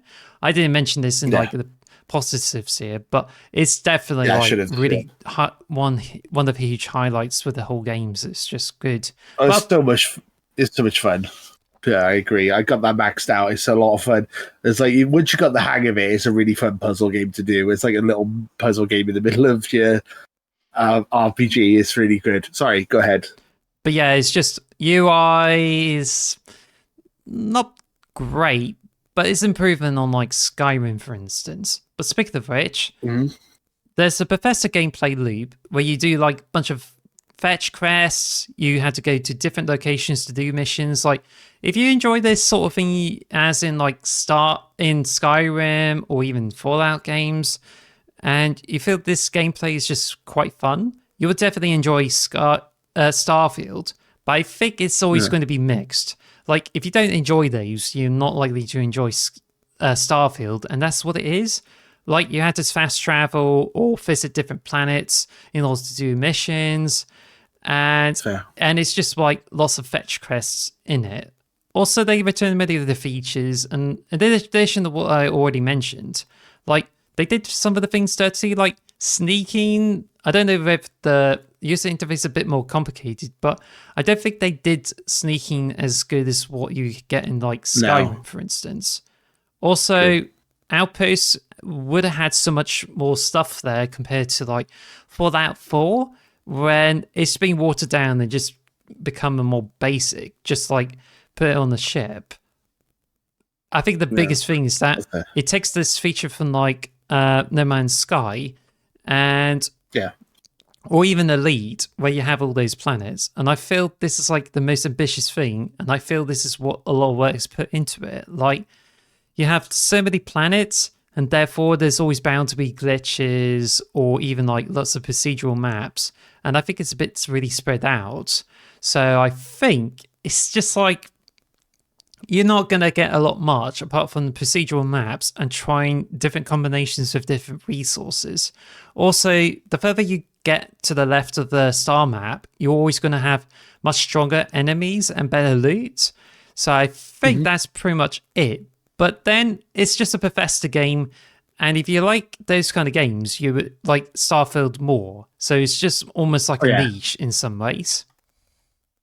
No, I get that. I was going to say, like, so, because it's funny because I went from Tears of the Kingdom to this, and they're completely different styles of open world games. Like you're saying, it's very true. It's like going from checkpoint to checkpoint to checkpoint to checkpoint to checkpoint. This game, whereas Tears of the Kingdom is like, all right, go. Just do whatever you want. They don't tell you anything. It's like the two polar extremes of the two options. And I like both. I think they both work. They both have their pros and their cons. But yeah, I get that. I totally get a lot of the stuff you're saying. I was also going to say a little bit with that is that we say it's a very Bethesda game. The joke we have, obviously, is that we even named the podcast over it, is it Space Skyrim. But really, I would say it's more like Space Daggerfall. Like, there's a lot of procedural generate. Like, Daggerfall, I think it had like 5,000 cities or 5,000 like areas in the game or something, because it was all procedurally generated. That's kind of the same kind of thing that they do with this. And it's like each area is like segmented off, but you use procedural generation. I've never played Daggerfall, but this is just what I've seen from reviews and stuff. But it's like, so like it's a bit more procedural than those other games and stuff the Bethesda have done, but I still really enjoy it. I think it's a lot of fun. But yeah, I think it's a really good game. I'm really excited. I know you had a lot of complaints, but you do in general enjoy the game as well. I think it's a lot easier to find complaints of it than pros. So was there any other things you wanted to mention before we move on to our final verdicts? I think the common complaints, like the biggest complaint is encumbrance. You mentioned it as one of the big complaints there. And I think my big complaint, to me, it's not a huge deal to me, but it's just annoying. And also the people are complaining about the planets being empty, but these are pretty much lands for procedural generation. But it also relies on fast travel more, that instead of the open world, it relies on like procedural maps and mini worlds. But I just feel this is a good thing because it has a huge canvas and you get to have more places which you can visit. So I think it's, to me, like if you give it like 5 to 10 years, like Starfield improves, it has more mods, and that way you can load even more mods into the game compared to like Skyrim, for instance. And that's where you only have one open world too. So I think Starfield is the kind of game that if you allow like some time for it to develop, like it doesn't deserve all this hate, but if you allow some time for all this heat to cool down and you get more mods for it, Starfield will eventually become a much bigger game and has more mods into it. So that would be quite good. I was also going to mention, so people are saying about the fast travel thing. So like they're like, oh, it's not seamless going from space to the planet. It's like, oh yeah, it's a cutscene. But really, if you like playing stuff like No Man's Sky, you flying into the Earth's atmosphere, you're loading up the stuff as you're going. So it's essentially a loaded screen anyway, but you're just in control of it. So it's not really much different. You just basically, it's a bit more artistic, a bit more cinematic is really the thing. Like a lot of this is covered up loading screens, essentially. Like the Mass Effect elevator thing, basically, is like that's a loading screen, but as far like, you're still in the game. I know. What you I don't mean think people are like saying like a lot of people's complaints are is you need to go from one loading screen to another loading screen. It's like that's every game is like that. It's just a lot of people, they haven't done a very good job of covering it up. It's not like a secret loading screen. It's blatant, but it's you know, every game has loading screens. Like no matter what, even if you don't notice them, there is always some kind of loading going on in the background, even if you don't notice them like firsthand. So I don't understand the complaint on that one, really. I do have a couple of the points there. That fast travel, it just depends on their expectations. Like if they think the Bethesda game always comes to the open world, then they would not. They would feel fast traveling and having to rely on it is just what hampers the game down. Well, truth is, Starfield is very different, and it doesn't rely on the open world for it, and it relies on procedural maps. So I think they're expecting a bit too much from any Bethesda game. Well, I think I said this. I think I said this on Space Skyrim. I don't know if I said it on the podcast or Space Skyrim, but this game is a lot of people went into this game thinking, "Oh, it's No Man's Sky," or it's like it's Elite Dangerous, blah blah blah. So this game is actually just more like the Outer Worlds, just bigger. It's it's lots of little hub worlds, lots of little planets, lots of activities to do in each planet. But essentially, you're just going from one little hub to hub to hub. And if you like the Outer Worlds, you'll love this game. It's essentially Outer Worlds, but on steroids. It's Outer Worlds, but bigger. And I don't have a problem with that. It's a different style of game, but it's like, it's not seamless, but it's like the game is so ambitious and so huge. I think it's a bit crazy for people to expect it to be all seamless and go from one to the other without any like loading screens or anything. I think that's a bit of a too high expectation, to be honest, personally. But that's just me. I think the ambition of this game is ridiculously high, and I still think it does a lot of stuff very well, personally. Well, to me, I think it just like raises a huge risk of this ambition of this whole planet thing. And when given the Bethesda's track record of bugs, I think it's just going to be lots of bugs. And so far, I think it's just like there's still bugs there, and this is why I feel that least amount of bugs of any Bethesda game to be like a bit fake, because I think there's people are saying like they found more game-breaking bugs in the game. Some of them don't, and I also encountered glitches too. So it just seems like it's a huge ambition to do with the multiple planets thing, and apparently I don't think it's particularly executed in some ways, but then it works for some, it doesn't work for some, so it's just fine. Yeah. Also, I was going to mention that No Man's Sky doesn't have any customization with it, whereas Starfield has added customization as well. However, and it's not. They're not the same type of game either. Like No Man's Sky is kind of a survival game where it's like you're building. I mean, you build outposts and all this, but that's not the main part of Starfield. The main part of Starfield is storytelling and dialogue between characters and stuff, and like that's the main gameplay. Whereas like role playing, talking to characters and all that, if you want to just explore planets and build outposts and stuff, you probably are better off in No Man's Sky. But if you want an RPG, that's like a Bethesda RPG, this is more that. You don't get that kind of stuff in No Man's Sky. Well, actually, if you want like a fun RPG that has a lot of flexibility, like you have like Fallout New Vegas or Outer Worlds if you're into sci-fi. If you want a game that you see that you just has got everything you would expect for the Bethesda game, there's Cyberpunk 2077. If you enjoy like ships building and you travel across planets and take out enemies, there's Faster Than Light, and or if you just want to, I don't know, I think there's many more games that I would go through, but there's definitely lots of games that has those more specific experiences as well. But Starfield, it just tries to go for the huge platter, and I think this is a huge undertaking for like Bethesda there. Also, I was going to mention about the fast travel thing that you said about loading screens with an issue. Well, apparently, if you do a lot of stuff in Starfield and like land in so many planets, for instance, it could affect the loading screens too. Whereas if you don't have so much done or you haven't explored much, loading screens could be a bit quicker. So I think it just depends on how much you did in the game and how much it affects performance. And I just feel it just depends like how far you can go with this whole thing before it starts slowing down your game. And I just feel there's this huge ambition of like exploring other planets. Like it just seems to, whether this starts to affect the players' enjoyment of this whole game. Like you can't have too many outposts without slowing the game down. You can't overcomplicate outposts without slowing the game down. And I just feel there's many other areas of the game that might affect it. But it's also like the Starfield is also like a very enjoyable game as well. And it's also very addictive. And I just feel like right now at launch, it's just like, it's pretty much what you expect. And if you allow it like more years to get into Starfield, then you might get a much improved game. So, yeah.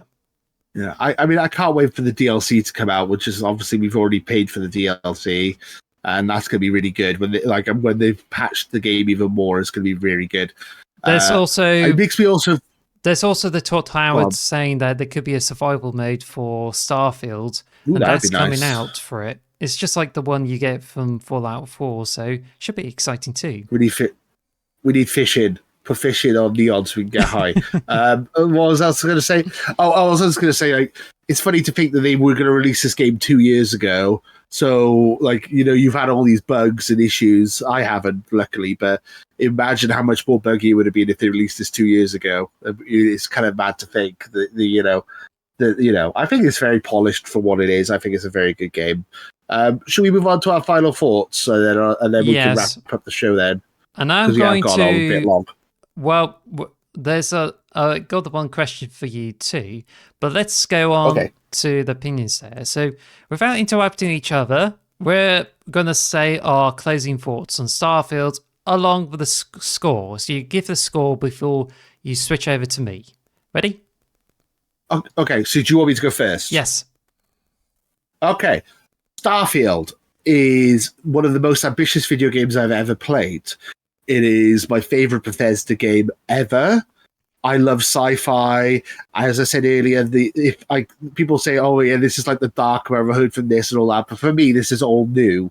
This is my Bethesda game. This is my RPG. This is the game I love, and I can see myself playing this for like the next 10 years of my life, going back to it constantly. If they re-release it, I will be replaying it. I absolutely adore this game. Yes, it has some issues like overcumbrance and some bugs and stuff, but I've not really had any of those issues.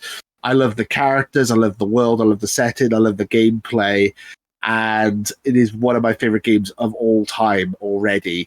I didn't think there would be any game possible that could outdo Tears of the Kingdom for my game of the year, but this is up there and it possibly might even beat it. I'm not 100% sure.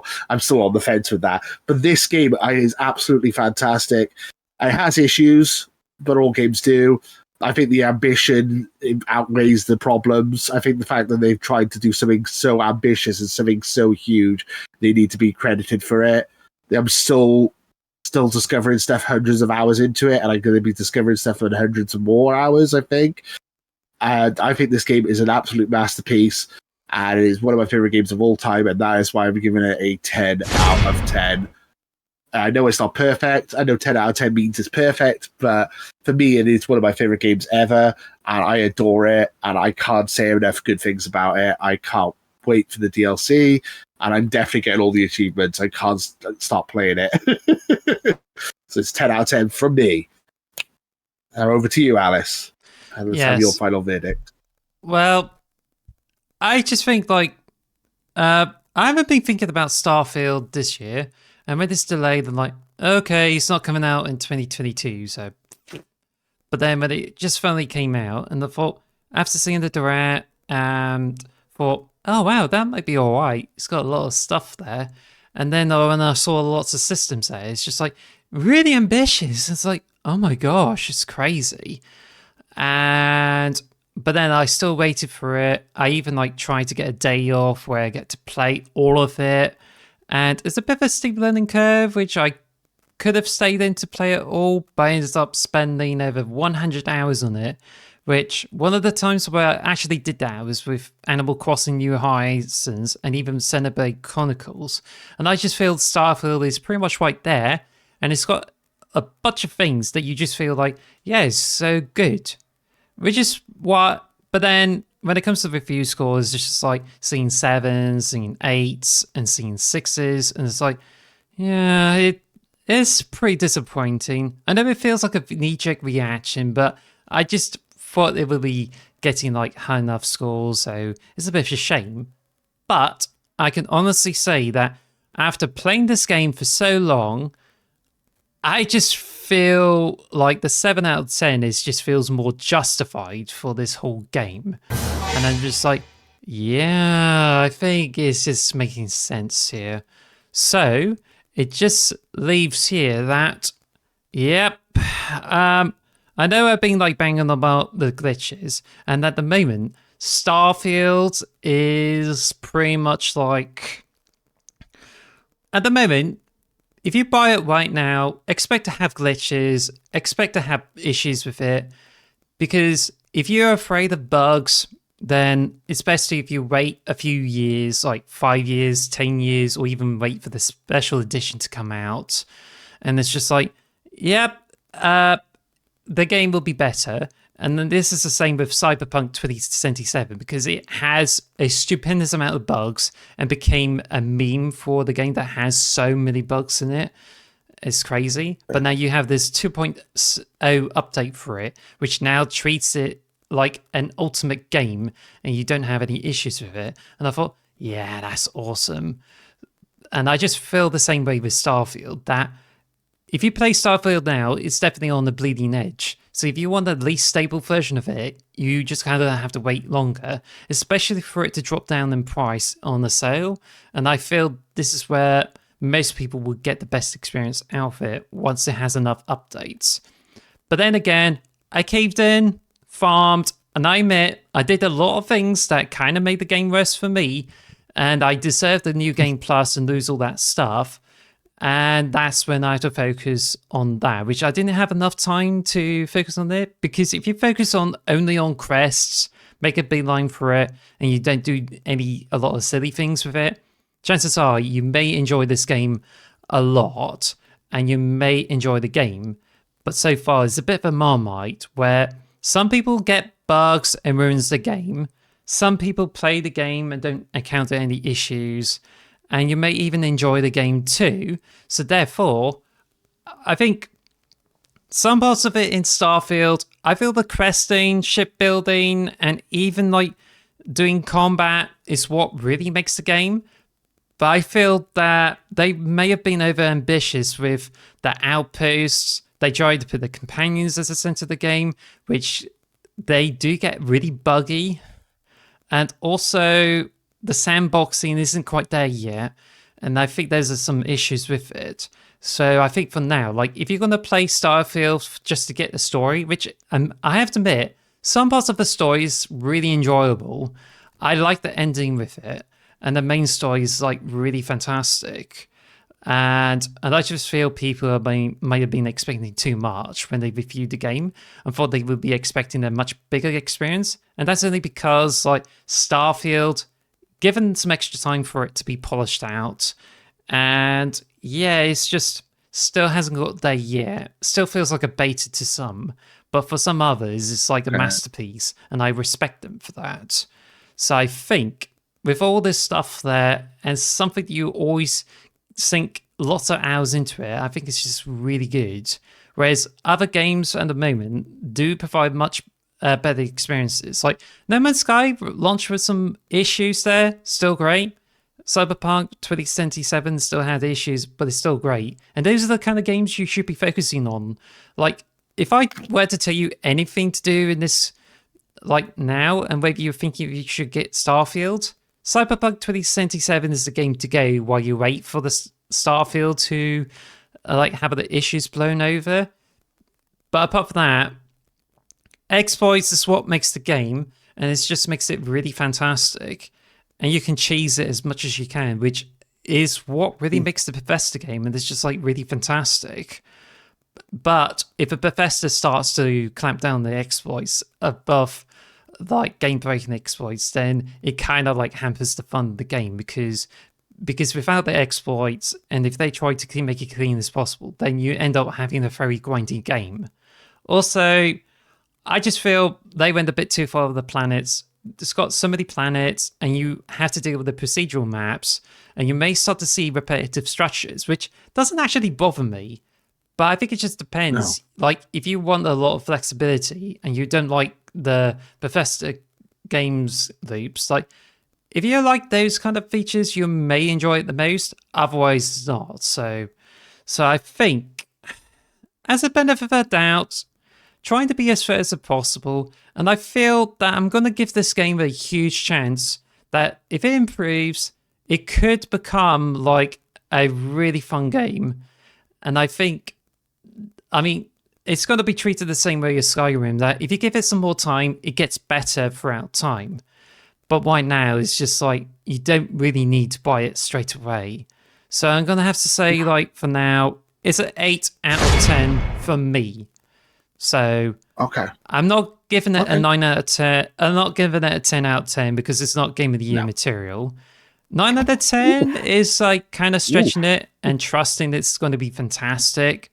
Could be different, but from what I experienced, it's 8 out of 10 for me. Wow. Okay. Well, I was worried for a second you were going to give me like a 4 or something. No, I'm not giving it 4. But no, fair. Okay. That's disappointing because I really enjoyed it. I didn't think you had that many glitches, but I guess you just had a bit of a shittier experience than me, which is a shame because I've not had any of these bugs really, which is a shame. But there's a good thing for this review because you have a really positive experience with it. Mine's a bit more negative experience, which I might be a bit biased after like trusting the reviews too much. But to be honest, like if it wasn't for these issues with the game, then this game would have been a much higher score. But now it's just like seem more convincing, and I just felt so close to giving it a 7. But at least 8 is more of a compromise, and I feel it's just fair for this whole game. Wow. Okay. Shocked. Stunned. Oh, my heart. I don't know. It's like, for me, I mean, obviously, the review scores are subjective, right? I mean, I get that. But I think for me, just out of even just the ambition of this game, I feel like it deserves to at least have a 7. No, like that should be the bare minimum, just purely down to the ambition of this game and like how much they've tried to do and like how much they've achieved. I get that it's not perfect. I adore it. I don't know if it's my game of the year. I think Zelda's probably still my game of the year, but it's up there. It's between those two. They're 1 and 2. And that's what makes me more interested to hear your game of the year. What's it? Tears of the Kingdom, I can't decide. Starfield. I can't decide. That's going to be exciting towards the end of the year. It is the definition of picking apples and oranges because they are totally different games. You can't really compare the two. But anyway, yeah, I mean, okay. I mean, I was expecting it might have been a bit. I thought you were going to give it a 9 or a 10, to be honest. But that's how you feel. Because the amount of time you've spent on it, and you really seem to enjoy it most of the time. But I guess you've had these issues have kind of dragged it down for you, which is a shame. It's a real shame. No, that's fine. So that means that our review score for Starfield is a 9 out of 10 from Xbox The Box, which I think is a fair score. I said myself, it's not perfect. I can look over the flaws. I didn't have as many bugs as you, so maybe if I had a bit more of a buggy experience, maybe I would have docked some points as well. Yes. But no, I think that's fair. 9 out of 10 is a fair score. I think that was the thing coming into this review today, is that I was like, I give too many games 10 out of 10. I think I'm too generous with my 10 out of 10, so I should only give it to 1 or 2 games. But that's until you like experienced a safe bug in like WWE 2018 and you made a rant video about it too, and that's introduced this meme of your creepy face there too. Yeah, I mean, so this year alone I've given Metroid Prime Remaster a 10 out of 10. I gave Zelda 10 out of 10, this a 10 out of 10. I gave Hi-Fi Rush a 9, and Hi-Fi Rush is amazing. And that's probably your game of the year, I imagine, right? Maybe. Last year, I gave Elden Ring 10 out of 10. And I think I gave Vampire Survivors a 10 out of 10, or I might give it a 9 out of 10. But I think I'm being a bit too generous. So I got to be a bit more less generous with my 10 out of 10s. But I am still giving it a 10 out of 10 because I updated my top 100 games of all time and it got into my number 8 slot, which doesn't sound very high, but my 8th favorite game of all time is actually quite impressive. This leads me... Kingdom's number 1 is the problem. This leads me to one of the 2 questions of the week, and I think we're going to wrap this up with these. So, 2 questions, Brilliant. Bumper episode. Especially, it's going to be the longest episode we did without the PlayStation guys. It's they talk too much. 2 hours and 10 minutes right now. So, oh god! All right, let's crack First down. question is that: there's reports of people losing saves or cannot save their games in Starfield. And there's a chance that it could happen to anybody. Like, I thought one of those times where I thought I lost my saves and I backed them up on my PC, and it's all right. Maybe I'm worrying too much. But this leads to the question is that if you've been playing Starfield and one day something happened and it causes you to either lose your saves or you load up a save and it crashes, because that's what happened to people. If that happened to you, would you be still giving Starfield a 10 out of 10? I mean, I haven't had that issue, so it's very difficult to judge, right? Maybe I would be pissed off and I would give it this is a 4 out of 10, broken. I don't know. That's a tough question. I've not had any of these issues. When they said that this is the least buggy Bethesda game at launch, I kind of agree with it from my personal experience. I've not had any of these glitches. But if I did have a glitch that was like game breaking, save breaking, made me have to start over after 400 odd hours of gaming or whatever I've done on this thing, that would really upset me, and I'd probably stop playing it and maybe I'd go back to it at a later date, but that would probably kill the game for me. So yeah, maybe I would give it a 9 or an 8 or a 7, or I don't know, to be honest. It's one of those things I won't know until it actually happens, and I'm hoping it never will happen. Fingers crossed it'll never happen. I don't know. It's a hard thing to judge. I've loved this experience so far. Even if I stopped playing it today and never played it again, it would still be a 10 out of 10. So I don't know. But to me, like, it's not going to be as much of a shock. It's just going to be like, breaks my heart. But it's not something that I would be giving it like 4 2s out of 10 because this happened to me. Like, I'm anticipating that it could happen to me. It may not happen at all. But if it did happen to me and I have to start the game back again, because it would be bad, because I don't think New Game Plus refreshes it, and that's fine. Or I just wanted to get all those achievements from the main story and then use different characters to get the other quest lines. And I did that, and that's good. So then, like, if I ever like lost the saves and I can't access them again, then it just kind of like puts a cherry on top of it and feel like, I'd probably like give it 5, 6. 6 will be like the maximum for it. But because I haven't been dealing with these, it's just all fine. But there's been more apparent problems with it, which I didn't have any issues with the saves but there's only like one of the issues with the crest, and that would have prevented me from playing. But I got around it, prevented it, and it went on as normal. So yeah, there's been near misses. This could have happened to me, especially with the dead ends of it too. I was going to say as well is that if I did lose my save file today, which I hope, touch wood, please don't happen. Please don't. No. If I did lose my save file, I was thinking about it already. The DLC's going to be coming out next year, right? We think we've already paid for the DLC. I was thinking, I was saying earlier about Cyberpunk. When the DLC comes out, I was thinking I might start a new game for the DLC anyway. And that would probably be what I would be doing. I'd probably start a new game to play the DLC. It depends how big the DLC is, I suppose. But if I lost my save file, I would be like, oh, well, I'll just play it. When the DLC comes out, I'll play it with I'll do a new save file and do the new DLC with that. That's what I was thinking. Or maybe run a new character or something. I think it this way, that thankfully I managed to beat the main story. So if I did lose the save file, at least I can start it over again just to mop up the other quest lines, get the 1000 and then be done with it. So that's pretty much it. Also, I got another question for you, is that if Fallout 5 is ever announced, will you be willing to pre-order the best version for it? Like, if it comes with a Pip-Boy 5000 and everything, would you be pre-ordering? Oh, no.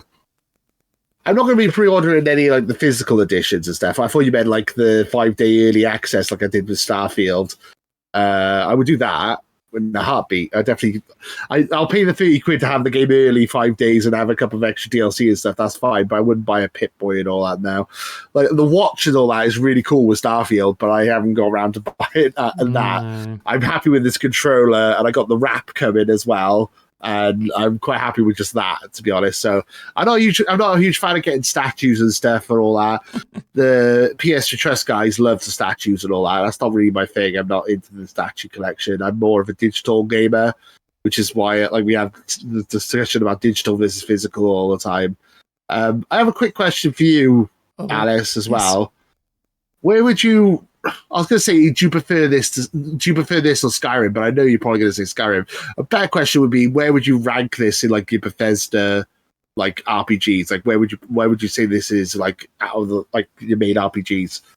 Like, where would you say is worse than or better than? Well, actually, I don't think I would ultimately say Skyrim's better than Starfield, because the thing is, I got Skyrim at launch, got on a PC. And I felt, gosh, are they going to need mods to improve it? And some of the mods made it much, much better. So comparing Skyrim as I played on the Series X to Starfield, it's like comparing Cyberpunk 2077 to Fallout New Vegas. Like, the longer the game comes out and the more updates it has, it's better. So I don't think it's a fair comparison to say, like, Skyrim's better than, like, Starfield, because Skyrim got improved. But I think if I were to rate it, I haven't played every Bethesda game out there, but I feel that Starfield is a bit above like Fallout. Like, I got into Fallout 3, didn't get much into it, and I think there's some nuisances there that you just have to deal with those annoyances. Starfield doesn't have that many annoyances, and it feels like an improved version of Fallout for me, and that's great. But I always stand by the Elder Scrolls games, and I think these ones I had the most fun with. But then that's without saying like I played any of the Obsidian games, which are supposed to be better, because I was kind of thinking like I would play New Vegas or Outer Worlds, but I found Grounded to be so fun, and I really enjoy it, and it just gives me a lot of hope for these games. So yeah. But I think to answer your question, Starfield is beneath the Elder Scrolls games for now, but that's not without saying like whether it's actually better than like Morrowind, Daggerfall, or anything like that. So I think for you it's Elder Scrolls, Starfield, Fallout. Yes. Right? Is that what you're saying? Yes. Okay. I mean, this is my favorite Bethesda game ever, so for me, Starfield's top. But I love all. I think they're all great, and it makes me really excited for Outer Worlds now. I'm very excited for that, and Avowed next year. Ooh, can't wait for that. Can't wait. And the remasters of Fallout 3 and Oblivion. Anyway, I think we've got on quite a bit here, so I think we probably should get wrapping up. If that's okay? Cool.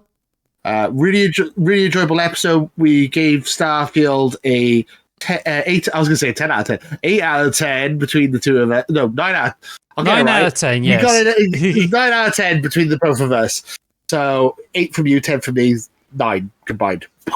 And soon I will be setting up a poll where we can give. Should I like put up a poll where we can give people different ratings for it, like 10, 9 to 8, or something like that? That way we just give everyone's thoughts. So do you think this is actually a 7 out of 10, 10 out of 10, or even 4 out of 10? No, so.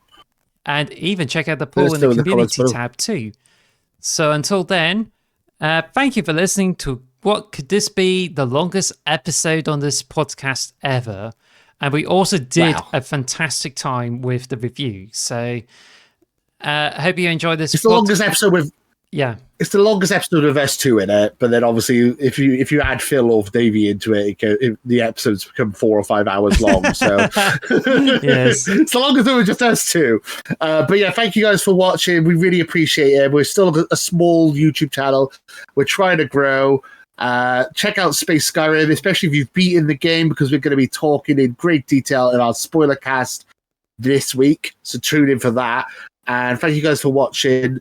Comment, like, subscribe, share. Thank you. And until next time, too sweet. Take care. Bye. Bye. Thank you for listening to the X Marks the Box podcast. Follow us at X Marks Box on Twitter or X Marks the Box on YouTube. And follow us on all audio podcast services. Thanks for listening.